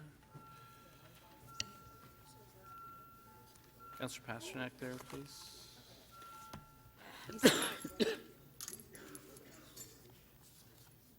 The item as amended carries unanimously 23 in favor. Okay, on page 5, IE 9.8, federal funding for tree planting. Councillor McKelvey, you held the item down. Do you have questions to staff? Does anybody have questions to staff? I'll just ask questions. If a tree falls, Okay. Anybody have questions to staff? Councillor McKelvey, you have questions to staff? Thank you, Madam Speaker. I just wanted to ask staff a few questions about the motion. Specifically, City Council requests federal government provide additional funding for 10 million new trees. So have you looked at your capacity to plant that many trees in 3 years? And how much of that would be on city versus public property? So through you, Madam Speaker, the request doesn't really talk to the logistics. The way I read the motion, it's sort of look to ask the federal government if we can do that. Where there's a will, there's a way. I mean, that's 3.3 million trees a year. Obviously, there'd have to be some discussion on how we would do that. Certainly, the bulk of the planting areas is on private property. So we could work, we do have programs through the SDFA and granting to plant on private property. We haven't worked out those logistics. How many do we plant right now every year? So currently, the city plants approximately 120,000. We would suggest through the Strategic Forest Management Plan, about 318 are planted on private property yearly. 318. Roughly. With the federal government's new commitment to plant trees, what did they promise in this last election? Through you, Madam Speaker, what did they promise in the last election? I'm not quite sure. I'm not. $1 billion? $2 billion. $2 billion. And do we know how much money they're looking to put into this initiative? Like when would we know, or will they contact us? Like what is the path forward? Will we find out more during the speech from the throne? Through you, Madam Speaker, those are questions I really can't answer. What I would suggest is that once the request has been made, I think their correspondence would start. We would be talking about the logistics. Certainly, we have already received some DMAP funding, which would help us support planting through funding through the federal government, which is approximately $1.5 million. So is there merit in us putting in a more developed ask that has a work plan that shows our capacity to deliver and how many we would be planting on public versus private property? Because what I don't want is to be given $4 million to plant trees and we are not hitting the mark and we are not delivering on that. So through you, Madam Speaker, we do have a planting strategy to support planting trees on private property. At current, the applications to receive grants exceeds the funding we have. certainly we would be able to use the capacity of $4 million to enhance that program.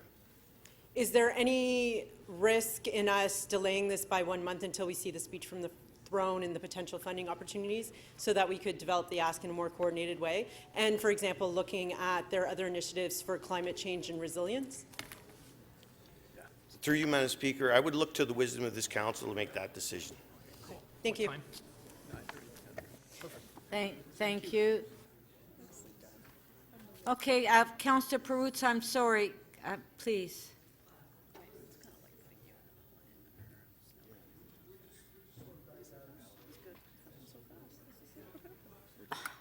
Councillor Pasternak, questions? Thank you, Madam Speaker. Councillor McKelvey has asked most of the questions I was curious about, but we're going into through you to staff. Okay, Boomer.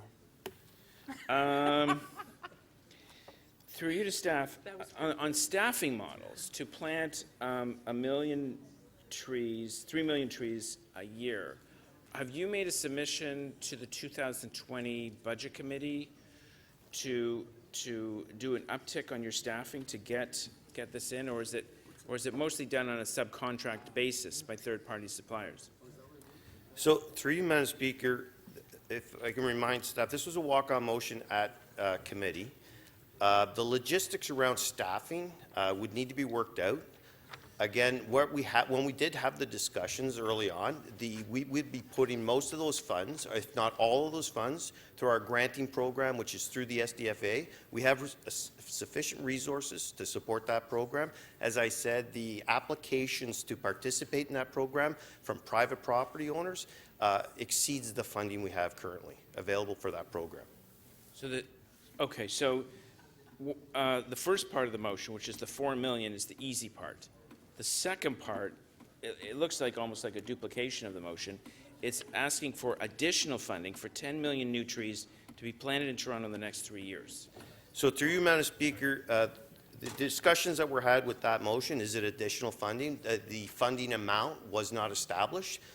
That funding amount would be required to be established as the requests go through, just as we do applications for different grants through the federal government for planting trees, what we would be able to contribute and what we would need from them to contribute. So is there a proven track record for drawing down funds from the federal government for tree planting on municipal lands? And many of us heard the promise during the campaign, so we're looking for it in the speech from the throne, but we're never quite sure. So through you, Madam Speaker, there is no proven track record. The only funding I am aware of that we have right now is through the DMAF funding, which is in the value of $1.5 million to support planting on city lands. So would this be similar to our infrastructure funding, where it flows through the province, or it comes straight to the municipality, or there's no real history here? Again, through you, Madam Speaker, there's no history.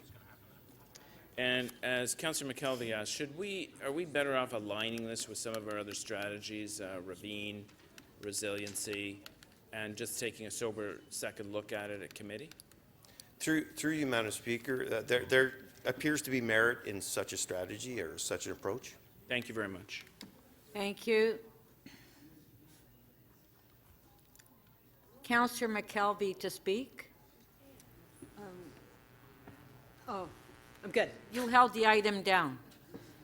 Well, I'll speak then. I do think there is considerable merit in reaching out to the federal government for funds for planting trees. However, I would like us to be very strategic in our ask to this new federal government. We have many priorities around Transform TO, the resilience strategy, the ravine strategy, and I think that we would be very wise to take a step back to look at all of our strategies, including tree planting, and how we can put a very coordinated ask to the federal government that is accompanied with a work plan. My philosophy on things is to underpromise and overdeliver. I wouldn't want to commit to planting this number of trees and fall short off the mark, so I would rather that we took a step back and looked at how many we can realistically plant in the next 3 years so that we have a very solid ask to the federal government that we can deliver on. I do love planting trees. I want to reinforce that, and I am hopeful we put some sort of ask forward with their new commitment to planting trees in the country. But I just would rather take one more look at this in committee so that we can put a more coordinated ask forward. And I know that Councillor Pasternak will be moving referral, and I will be supporting that. Thank you. Councillor Layton to speak. Thank you very much. So I originally put the motion forward, and it wasn't to try to rush things. What it was trying to do is send a clear indication to the federal government that in municipalities like Toronto, we want to be in the business of planting more trees. As we heard from staff, the demand, particularly around our SDFA programs that plant trees on private property, the demand is greater than the resources we have to assign to them. And that means that with more resources, we could be planting more. We also heard from staff that where there's a will, there's a way. And if we had the resources to do it, we could probably achieve it. Now, unlike my colleague, Councillor McKelvey, who I'm sure is interested in planting more trees, I think we need to be bolder. I think we need to send the federal government an indication that we need funds of this magnitude if they expect our urban areas to also help them achieve their canopy, their tree planting and canopy goals. We have a goal that we're not meeting. We also have, for the past years, shown that we're really, like, we'll edge in a little bit more, we'll put in a little bit more money in the budget, but not do what's necessary to achieve that. And maybe there isn't a public appetite for it, but the federal government won on planting 2 billion more trees. 2 billion more trees. And yes, the most inexpensive place to plant them isn't going to be in downtown Toronto.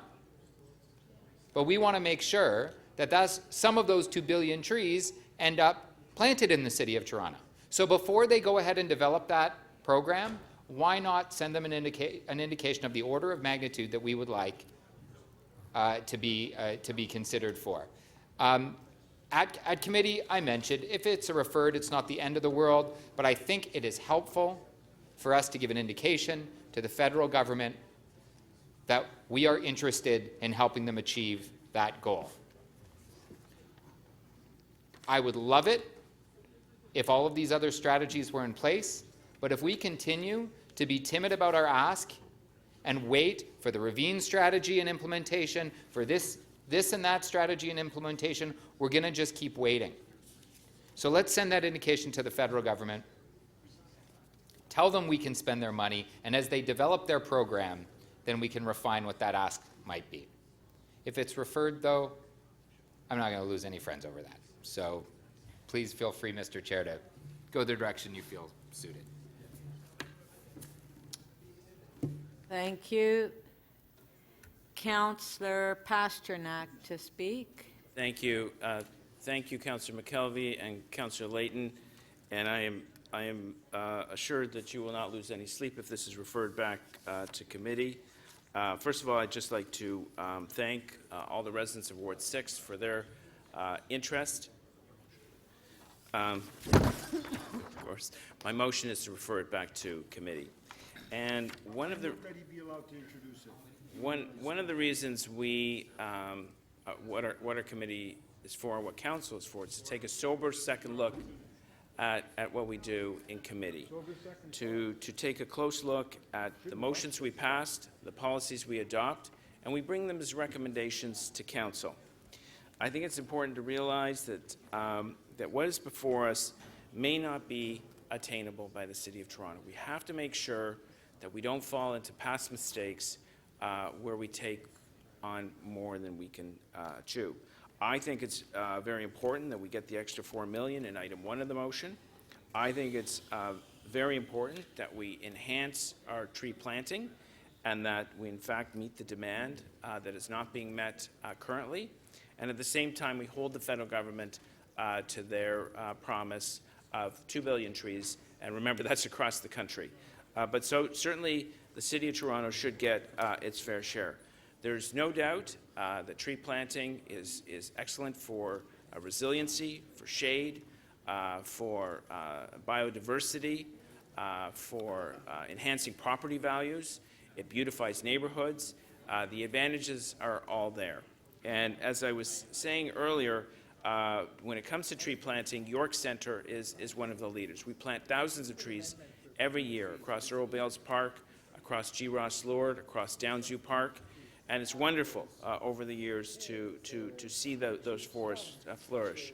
But at the same time, I think we have to take a step back, make sure we're aligned with staff's forestry plan, make sure that whatever we ask for, we can manage, we can do intake, and we can do operational, and we can link it with our ravine strategy, and of course our resilience strategy, and of course Transform TO, our climate change strategy.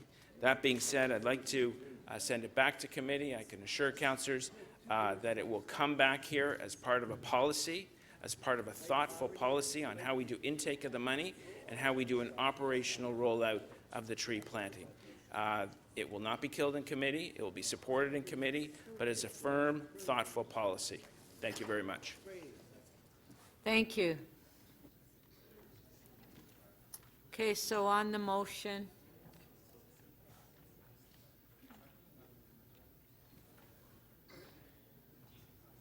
Okay, all in favor? Carried. Thank you. Our next item is page 5, i.e. 9.9, Traffic and Pedestrian Safety Management along Eglinton Avenue West, Allen Road, and Old Park Road. Councillor Matlow held the item down. Do we have questions to staff? Any questions to staff? Does Councillor Coe have a question to staff? Isn't this part of his area? Councillor Perruzza, please. Councillor Coe, we're at page 5, i.e. 9.9, pedestrian safety. Okay, do you have questions to staff? Oh, no, okay, do you have questions? Question. Okay.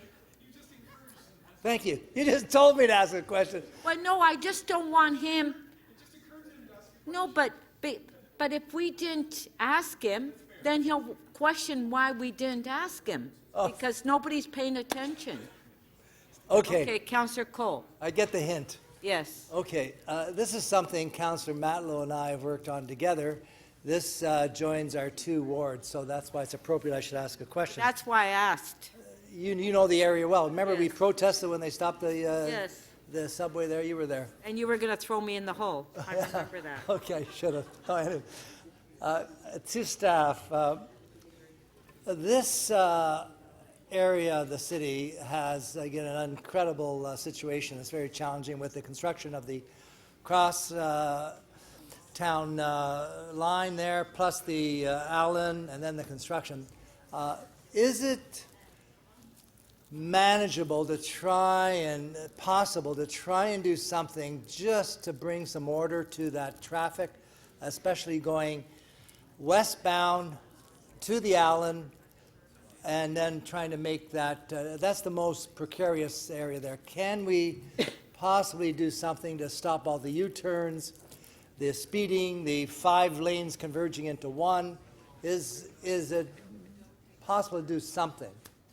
Through the speaker, thank you, Councillor Cole. So we had a follow-on site visit with Crosslinks, Metrolinks, and transportation staff and councillors' offices about 2 or 3 weeks ago to take a look at specifically what could be done in this area. As a result of that, our partners in Crosslinks are coming back with some additional signage to better communicate the U-turn restrictions that are already in place, as well as some of the other pieces that were described in terms of line painting to tighten up the pedestrian crossing there, and looking at some other assistance. So that's all happening right now, and hopefully those improvements will be in place quite soon, because as you mentioned, there's a lot going on there. It's an active construction zone as well as a very busy place for traffic and people trying to access transit. Yeah, and that's, I'm glad that Councillor Nunziata urged me.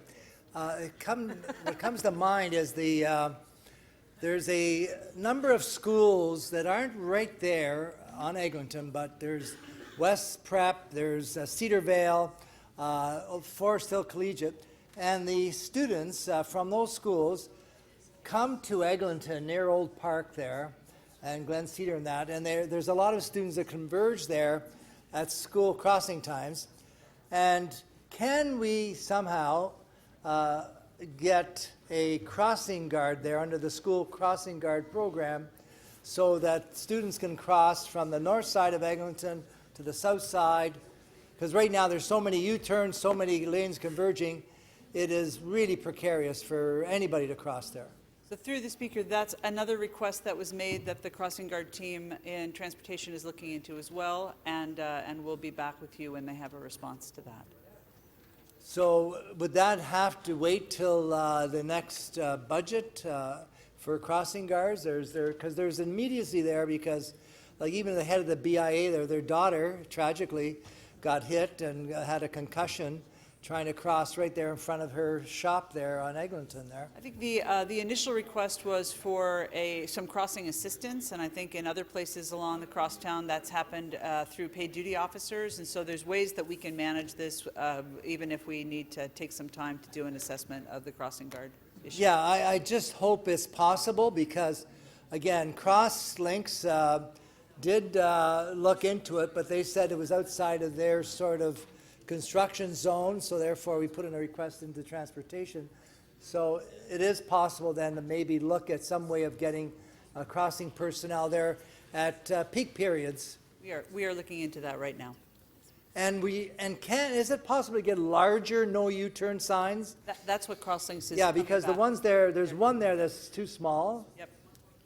And so we need one about 3 times that size. So both larger signs and additional line painting to The larger reinforce signs the are restrictions. part of the Yes. process? Okay, and then the last question I have is in terms of just the traffic management there. Is there anything we can do in terms of signage? I know Crosslinks has put up a very good black and yellow sign that says, be careful, school crossing. They put them on their hoardings. I know our... Councillor Cole, you're... Okay. Anyway, just looking for more robust signage there if possible. Thank you. I'm talking about... Are there any further questions? Okay, Councillor Matlow to speak. Madam Speaker, I really just wanted to speak to acknowledge both, first and foremost, my colleague Mike Cole. I can't express well enough how grateful I am to have a friend and a colleague on the north side of our boundary who so clearly cares about the community and does such good work. Mike, Councillor Robinson's staff and I co-hosted a meeting last night to address both the planning challenges but also traffic safety in the Yonge and Eglinton area. But Mike and I spent a lot of time together because if you just venture along Eglinton, virtually every street and every neighborhood is going through a similar and sometimes slight differences, but a number of challenges due to the Eglinton LRT project. And the way that I framed it recently was that the transit is going to be a dream once it's done, but it's a nightmare while it's being constructed. Whether it be the noise, whether it be the vibration, whether it be the impact on businesses that have been closing down left, right, and center, people struggling, people losing their livelihoods. And in this case, so many residents, and we've got, as Mike said, Forest Hill Collegiate, Cedarville Community School, and other schools in the vicinity, along with places of worship, where people are trying to cross back and forth, go to the shops, go to the schools, and the lanes are always shifting, things are always moving. There isn't a lot of predictability. There's a lot of trip hazards. The signs are confusing. Sometimes, remember, Mike, you couldn't tell where the barriers ended, and you didn't know if you should cross in one place or another place close to Glen Cedar. it's just confusing for all, and that's why I just wanted to acknowledge Mike's motion. I was very happy to support the work that he brought forward to committee. And I also just want to acknowledge the Upper Village BIA. They're the ones who brought Mike and I for walkabouts in the area to see firsthand the specific challenges that they're facing.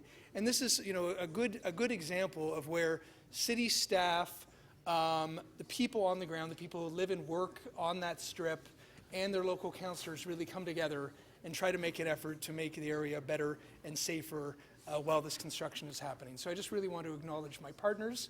And, you know, fortunately, I get to spend a lot of time with a colleague who I really appreciate and enjoy his company. Unfortunately, we spend far too much time together because we have to go out to various meetings and walkabouts because of the challenges that our community is facing, but we will continue to do so until the challenges cease to exist. And that's not going to happen tomorrow. Thank you. Thank you. Councillor Cole. Thank you, Madam Speaker. I just, again, I think that it's important to sort of appreciate and thank not only my fellow councillor and his staff on this, Councillor Matlow, who's always first to help out when we have these really stressful traffic issues. I just want to thank the transportation staff. I know that on a number of occasions we've gathered them all together, you know, to come to these crisis points, whether it be when they were going to close Bathurst and Eglinton, whether it be at Yonge and Eglinton, whether it be here at the Allen. These are not usual traffic situations, because, you know, we have this mammoth transportation project going on with incredible diversion of traffic. The lanes are changing on a regular basis. We have non-stop construction vehicles. We have still a lot of traffic trying to get onto the Allen. I mean, it has been a challenge for 30 years, maybe 40 years, trying to get around this unfinished highway. You can imagine if you've got the 401 that was dumped on Wilson Avenue in Councillor Pasternak's office, but no, the Allen Expressway is dumped on Eglinton every day. 50,000 cars. You're trying to manage that. So transportation staff, the police, so it is really a daunting task. And then you've got this moving target because the construction is changing. So what we're trying to do here is just trying to manage this situation so people can walk on the sidewalk. And in many cases, people making U-turns or trying to get around stalled traffic will go up on the sidewalk to get ahead of a number of drivers.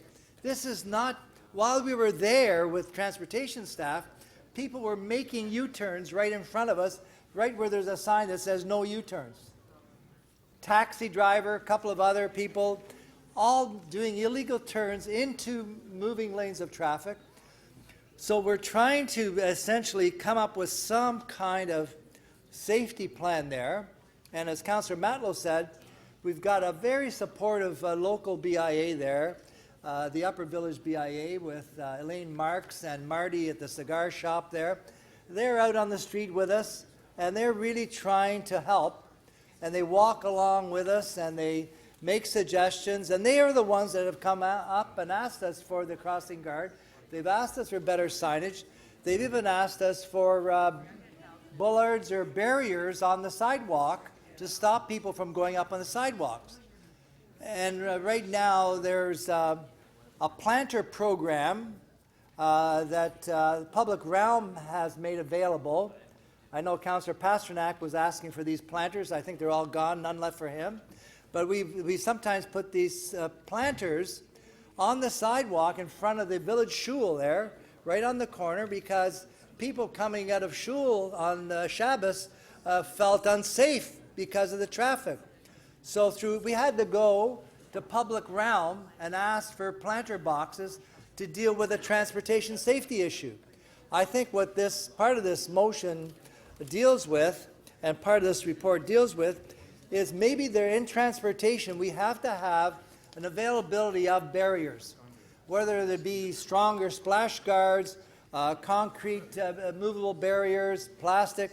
I think in certain high traffic areas, we have to have the ability, maybe as councillors, to make this request, that we need at certain corners, certain places to protect people on sidewalks, not talking about roads, to have available barriers at our disposal.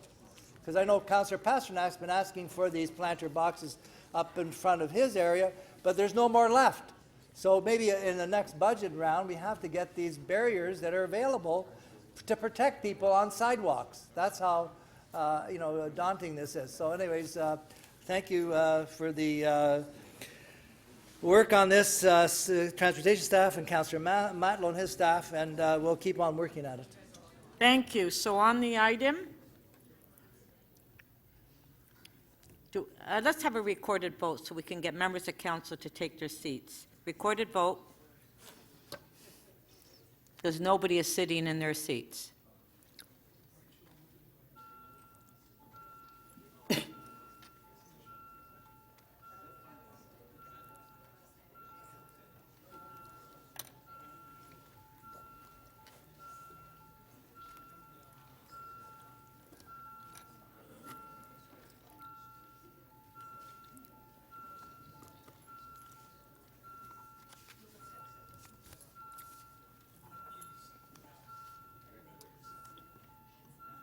Councillor Ainsley, when you're seated, please, and thank you.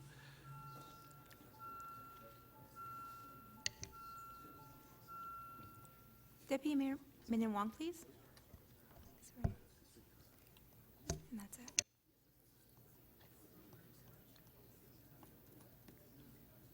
it. The item carries unanimously, 20 in favor. Okay, next item, page 5, PH 10.2, Housing Now. Councillor Baila. Do you have questions?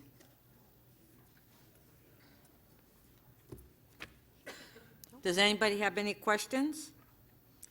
This is 777 Victoria Park Avenue. Okay, Councillor Baila, you want to speak? You held the item down. Yes. Okay. I just really want to thank staff from Creatio, Housing Secretariat, and Planning. This is the first of the 11 sites, the zoning application that is coming through.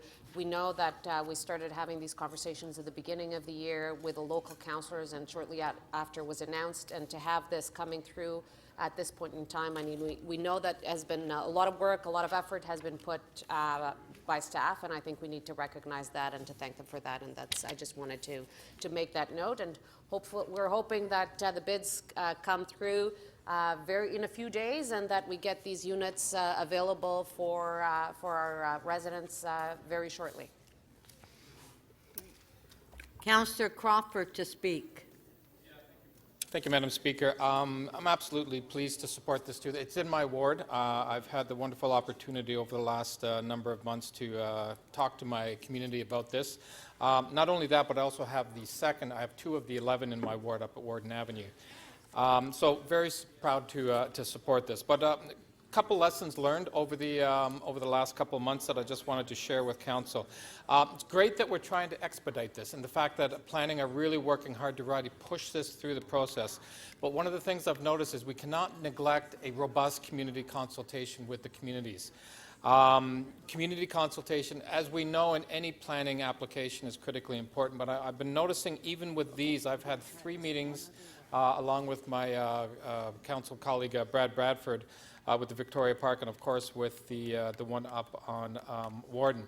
But there are a couple themes that have been coming out of this, and I think planning have picked up on this at the very beginning, that they're starting to see change, and I think this is something we need to look at as we're going through the 11 and beyond that. And it really gets into a couple of things, is what really is the intent of this. I think that was critically important to be able to communicate the proper intent of what affordable actually means and what this program actually is. I think a lot of people were initially confused, and I've been noticing over this process after 2 or 3 meetings, people are starting to get that.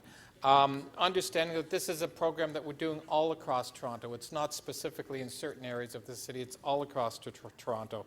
And a lot of questions about what's the application process, when these are finished, what is happening with the application process. So these are sort of common themes that have been taking place, and I think it's critically important that we look at those as we move forward. At the end of the day, you want all of these applications to succeed, because this is something the council wants to do, of course, with regard to affordable housing. The other thing, and it's quite normal with the normal planning application challenges we're having, and again, when you're looking at Victoria Park, traffic management on Denton Avenue. I've spent a lot of time with the residents across the street in the condo, and the concerns that they're having when we're putting in a new condo. Now again, whether it's affordable housing or not, the fact that we're intensifying that little area, so we have to continually look at those. As part of this rezoning, we're going to be continuing to do that when we're looking at the site plan application with the residents to make improvements, and I've seen those improvements slowly happening over the last year, but we'll be continuing to do that. So overall, I do absolutely support this. We need to work with the residents that we have, and really it's the understanding of that. They understand that what the need is for affordable housing in this city. And I think they really do get that. But as we're looking at putting these buildings into their communities, I think we have to spend that little bit of extra time making sure that we communicate with them properly. Thank you. Thank you. Councillor Bradford. Well, thanks very much, Madam Speaker. I will be very brief. This came through Planning and Housing, and it has been very rewarding to see the Housing Now project from fruition to our first application for approval here today. 777 Victoria Park is in Councillor Crawford's ward, just on the east side of Victoria Park.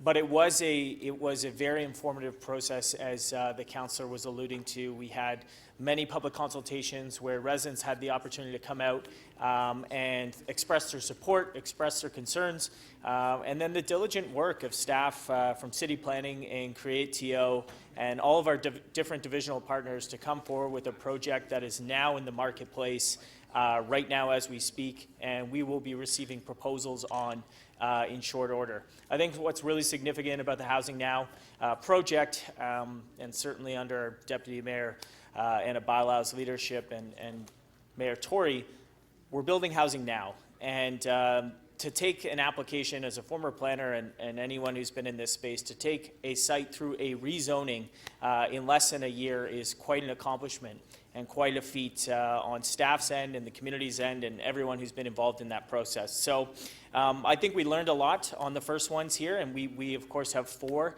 that we're waiting to see proposals on, this one being the first. These are challenging conversations, as development always is, but it's great to see purpose-built rental actually starting to be delivered in the city, and us as Toronto, as the City of Toronto, taking advantage of these sites on transit, parking lot sites, adding that affordable density that we need, providing more housing options for more people in this city when we've never had more pressing challenges and issues on the housing front than we do now. We as a council, we as a community in the East End are actually responding. So I wanted to just voice my support for this project. I wanted to thank staff for their effort in city planning and also Create TO for coming up with a framework that's sound in the market, that's going to generate the responses and get shovels in the ground quickly. Thank you very much. Thank you. Councillor Perks. Thank you, Speaker. I sit on Planning and Housing, so I was there for the debate on this issue. And I simply wanted to say, Councillor Crawford's far too modest. For those of us who are on planning and growth, we know that this wasn't easy for him, and we know that he showed incredible leadership in trying to achieve more affordable rental housing in the City of Toronto. Sir, I salute you.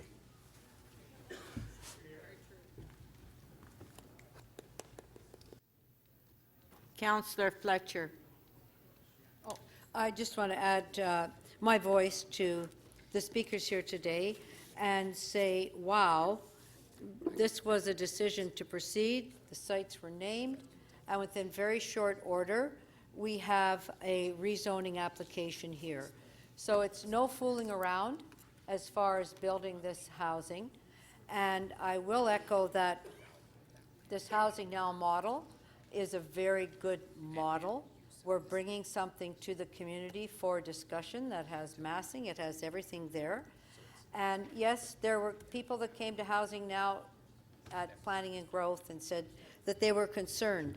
Well, there's always people concerned when something new is going to happen. But really and truly, there weren't that many people. They are from the condo next door, they're concerned about impact on their property, and I think that our staff are well placed to assist them with all of the things that happen before a construction project, as well as working on the site plan. So this is actually, I think, a real milestone. We decided to do something, and it's actually happening. So thank you, Councillor Crawford, for that site, and Councillor Bradford across the street, and mobilizing your folks to come across and see what benefits there are. This is a very exciting project, first of many, because this is tranche number 1, and then there'll be tranche number 2. So this will be known, I believe, as the Affordable Housing Council, that was set out at the beginning of this term, and we're just a year in. We have our first project rezoned, and now the sky's the limit to get the rest of them done, particularly the very large one that will be at the Westwood Theatre lands and Etobicoke. It's so exciting, some of these things. We're going to transform communities. It's not just housing. There's other social and community amenities that are being brought there to areas that haven't had them. So bravo and congratulations to everybody who's brought it to this far.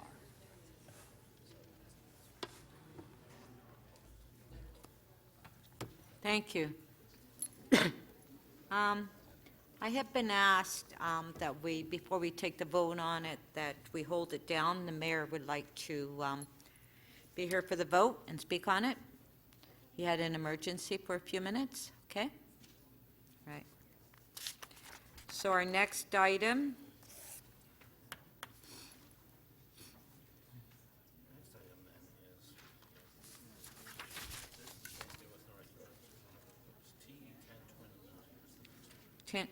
ten.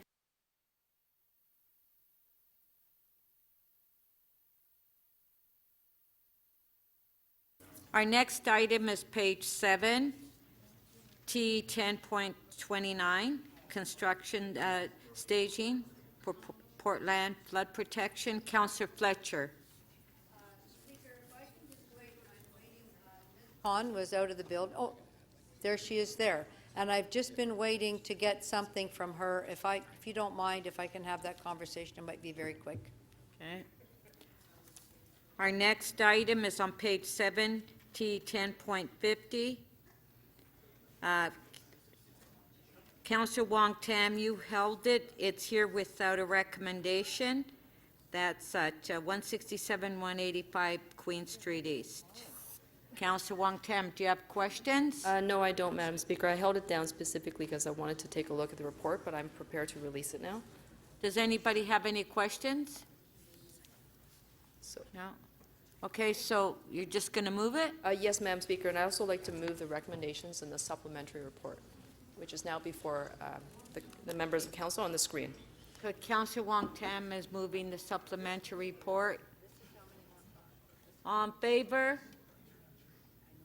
Everyone okay? All in favor? Carried.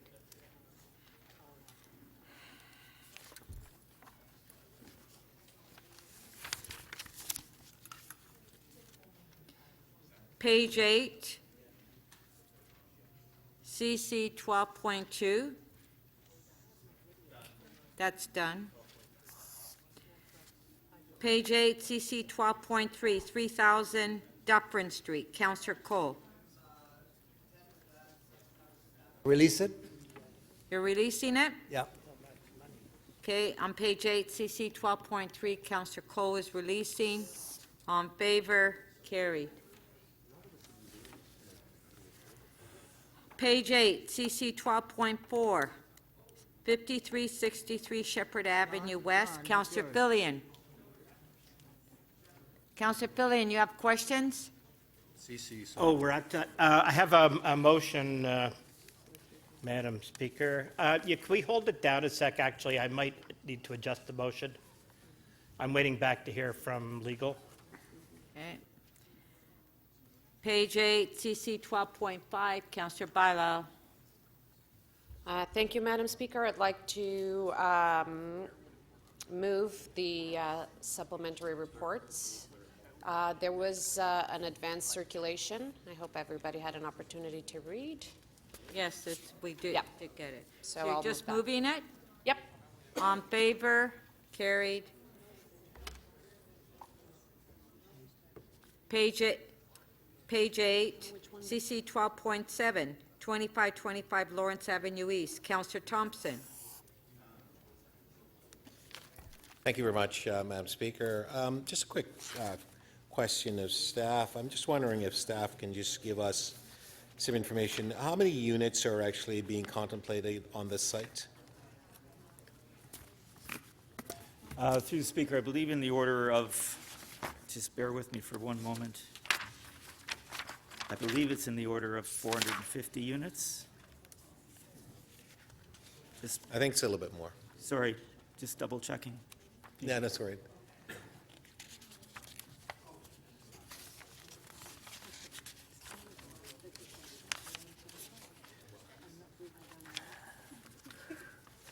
$1,462?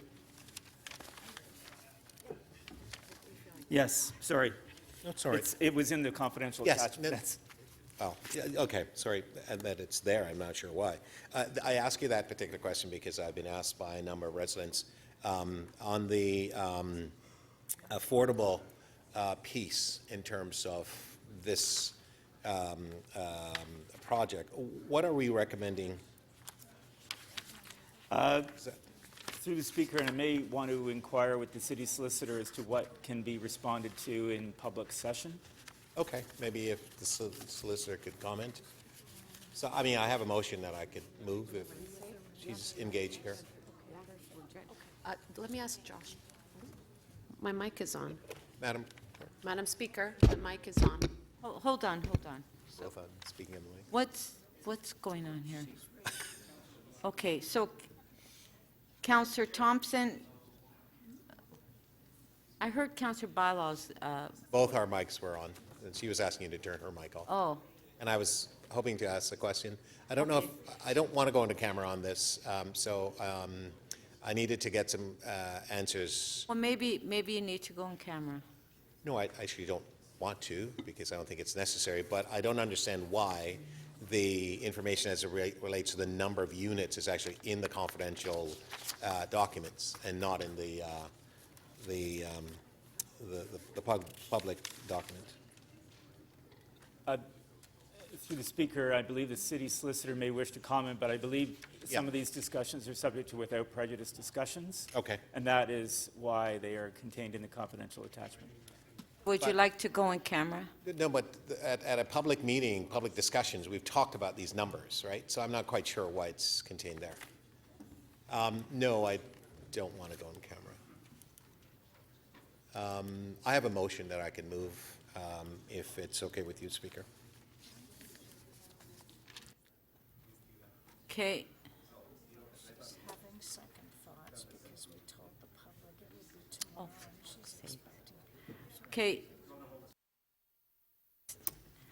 Okay, why don't we have a 5-minute recess? The reason I'm asking that, because some of these items that we're dealing with, members of council are saying they're not ready with their motions. Let's have a 5-minute recess. Yeah, Councillor Fillion, 5-minute recess.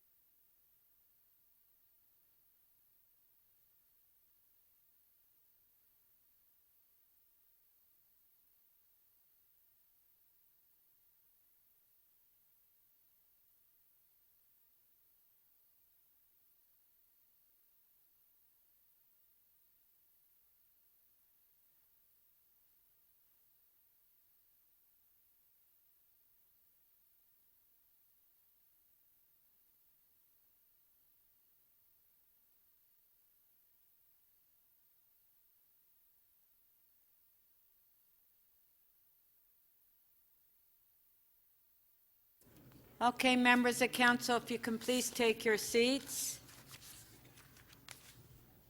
Councillor Fletcher?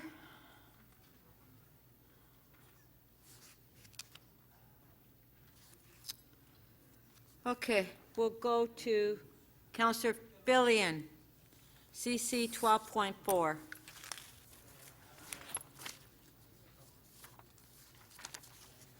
Okay, hold on. Councillor Fillion? Yes, I was going to do this as a quick item, but since we're at it, that City Council delete the recommendations at item CC 12.4 and adopt the following instead. City Council direct the city solicitor to continue discussions with the appellant and attend at the local planning appeal tribunal if necessary, and authorize the hiring of outside consultants as may be required.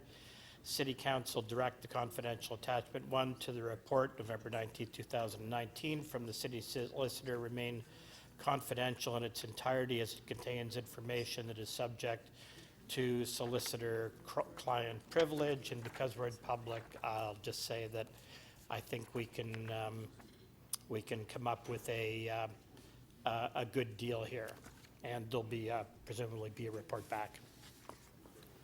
Okay, on CC 12.4, on Councillor Fillion's motion, on favor? I don't see any hands. On favor? Carried. Recorded vote.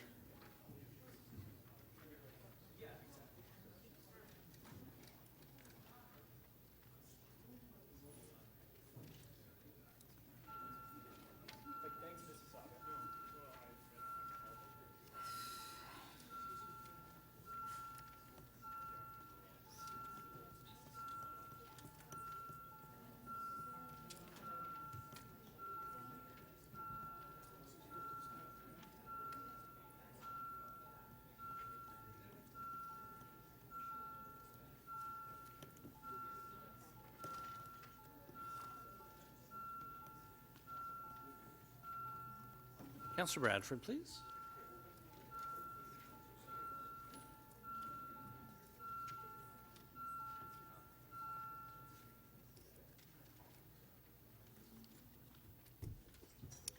The amendment carries unanimously, 17 in favor.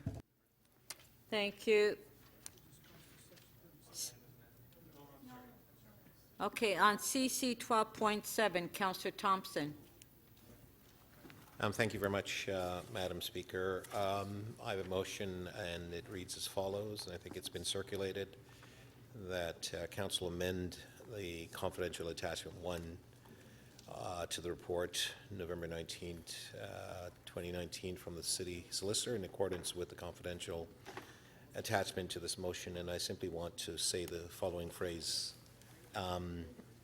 It's really important around making sure that we have inclusionary zoning in a lot of the issues that we deal with around planning, and we need to ensure that we create more opportunities for people to be able to afford to live in particular areas. We have an area where there's a crosstown station will be placed, and it's really important that we create more opportunities and so on. So if we were able to have the inclusionary zoning, I think that perhaps I wouldn't need to move this motion, but I moved it as a result of not having it.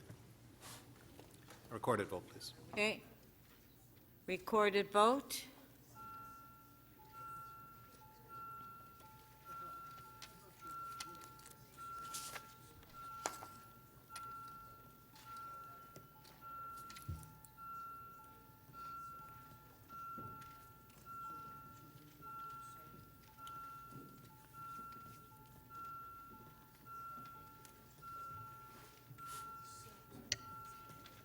Councillor Carroll, please.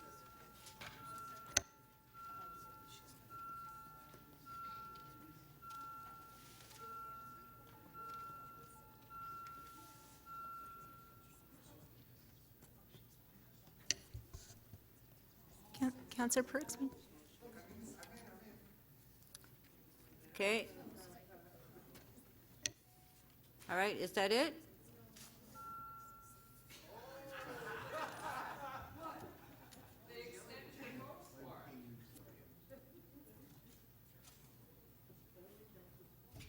The amendment is adopted unanimously, 21 in favor. Councillor Perks, we did have a vote before, so you missed that one. Item as amended, all in favor? Carried. Page 9, CC 12.8, Councillor Cole. Going to release that. Okay, no motions, you're just releasing? Okay, on favor? Carried. Councillor Fletcher? T 10.29. I'm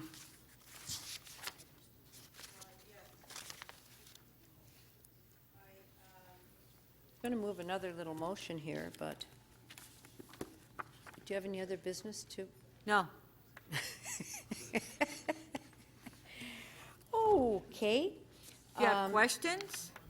No, I have what I've been asking for a while, which is proper traffic study for the work that's currently being carried on the new river, the flood protection, and after a second request, there was further traffic study done, and now Ms. Khan has now given me the changes that will be in effect very shortly. Pardon? Absolutely. Absolutely, very shortly, and monitored.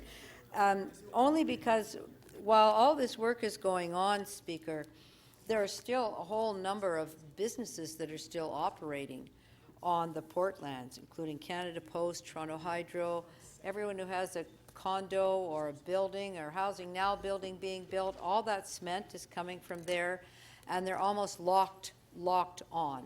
And it is important that we have take all those requirements into account, the business operations into account, at the same time as we are building this great new flood proofing and this new river. And I'm finding that it's a bit out of balance as far as requirements for those who are still working there and all of the leased lands that we currently have there for which we have income coming into the city. So just looking forward to continuing to work on this to bring things more into a fine balance so everybody can be accommodated during this 2-year period. So I just want to thank Ms. Khan for going at it and getting those numbers sorted out and looking at making the intersection of Dawn Roadway and Lakeshore much safer. It's probably one of the most unsafe ones, and that will be taking a tremendous amount of traffic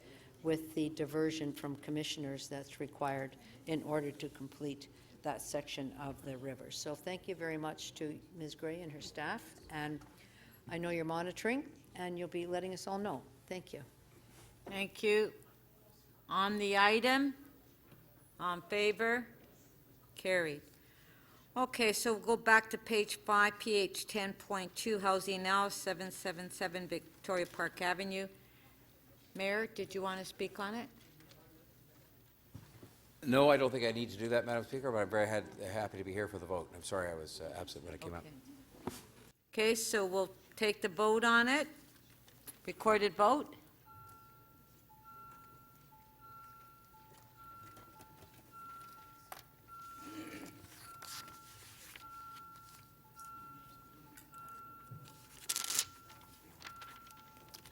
Councillor Matlow, please.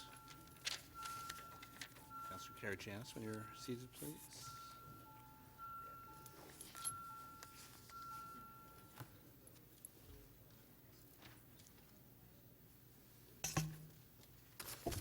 The item is adopted unanimously, 22 in favor. Okay. Councillor Wong Tam, you have a motion to introduce certain bills. Yes, I do, Madam Speaker. I move that leave be granted to introduce bills 1623, 1624, and 1631. Shall leave be granted to introduce these bills? Recorded vote. Thank you. Thank you.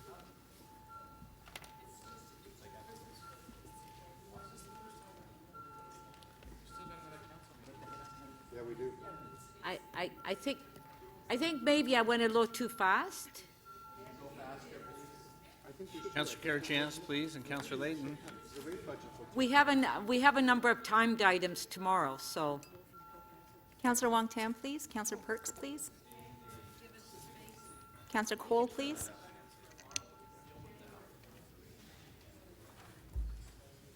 The motion to introduce the bills carries unanimously, 22 in favor.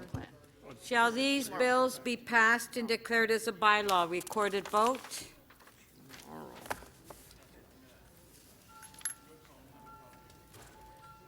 Councillor Karygiannis, Councillor Fletcher, Councillor Thompson, please. Councillor Layton.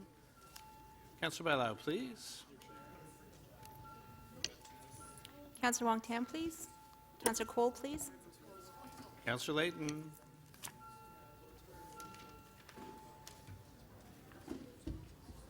The motion to enact the bills carries unanimously, 22 in favor. Councillor Layton, you have a motion to introduce the confirming bill. Yes, thank you. That leave be granted to introduce a bill to confirm to the point of the introduction of this motion the proceedings of City Council Meeting 12 on November 26, 2019. Shall leave be granted to introduce these bills? Recorded vote.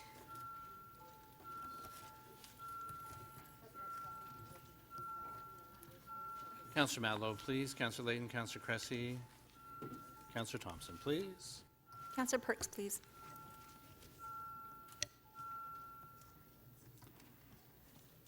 The motion to introduce the confirming bill carries unanimously, 22 in favor. Shall this bill be passed and declared as a bylaw? Recorded vote.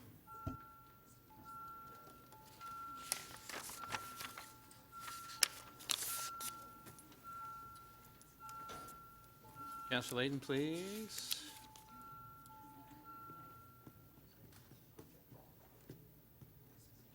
The motion to enact the confirming bill carries unanimously, 22 in favor. Councillor Cressy, did you? Just a very quick point of order to members of staff, but also councillors. Tomorrow morning from 9:30 to 10:30, and there'll be an announcement. We will have folks here from Toronto Public Health providing flu shots at Councillor Holliday's, at Deputy Mayor Holliday's suggestion. So if you have not had your flu shot, tomorrow from 9:30 to 10:30, they will be doing it in the members' lounge, and there'll be a reminder in the morning. Just say if you want to visit Joe's baby Jude, you better go get a flu shot. Well, I can't have a flu shot because I'm allergic to it. Okay, we're recessed to tomorrow at 9:30. Thank you.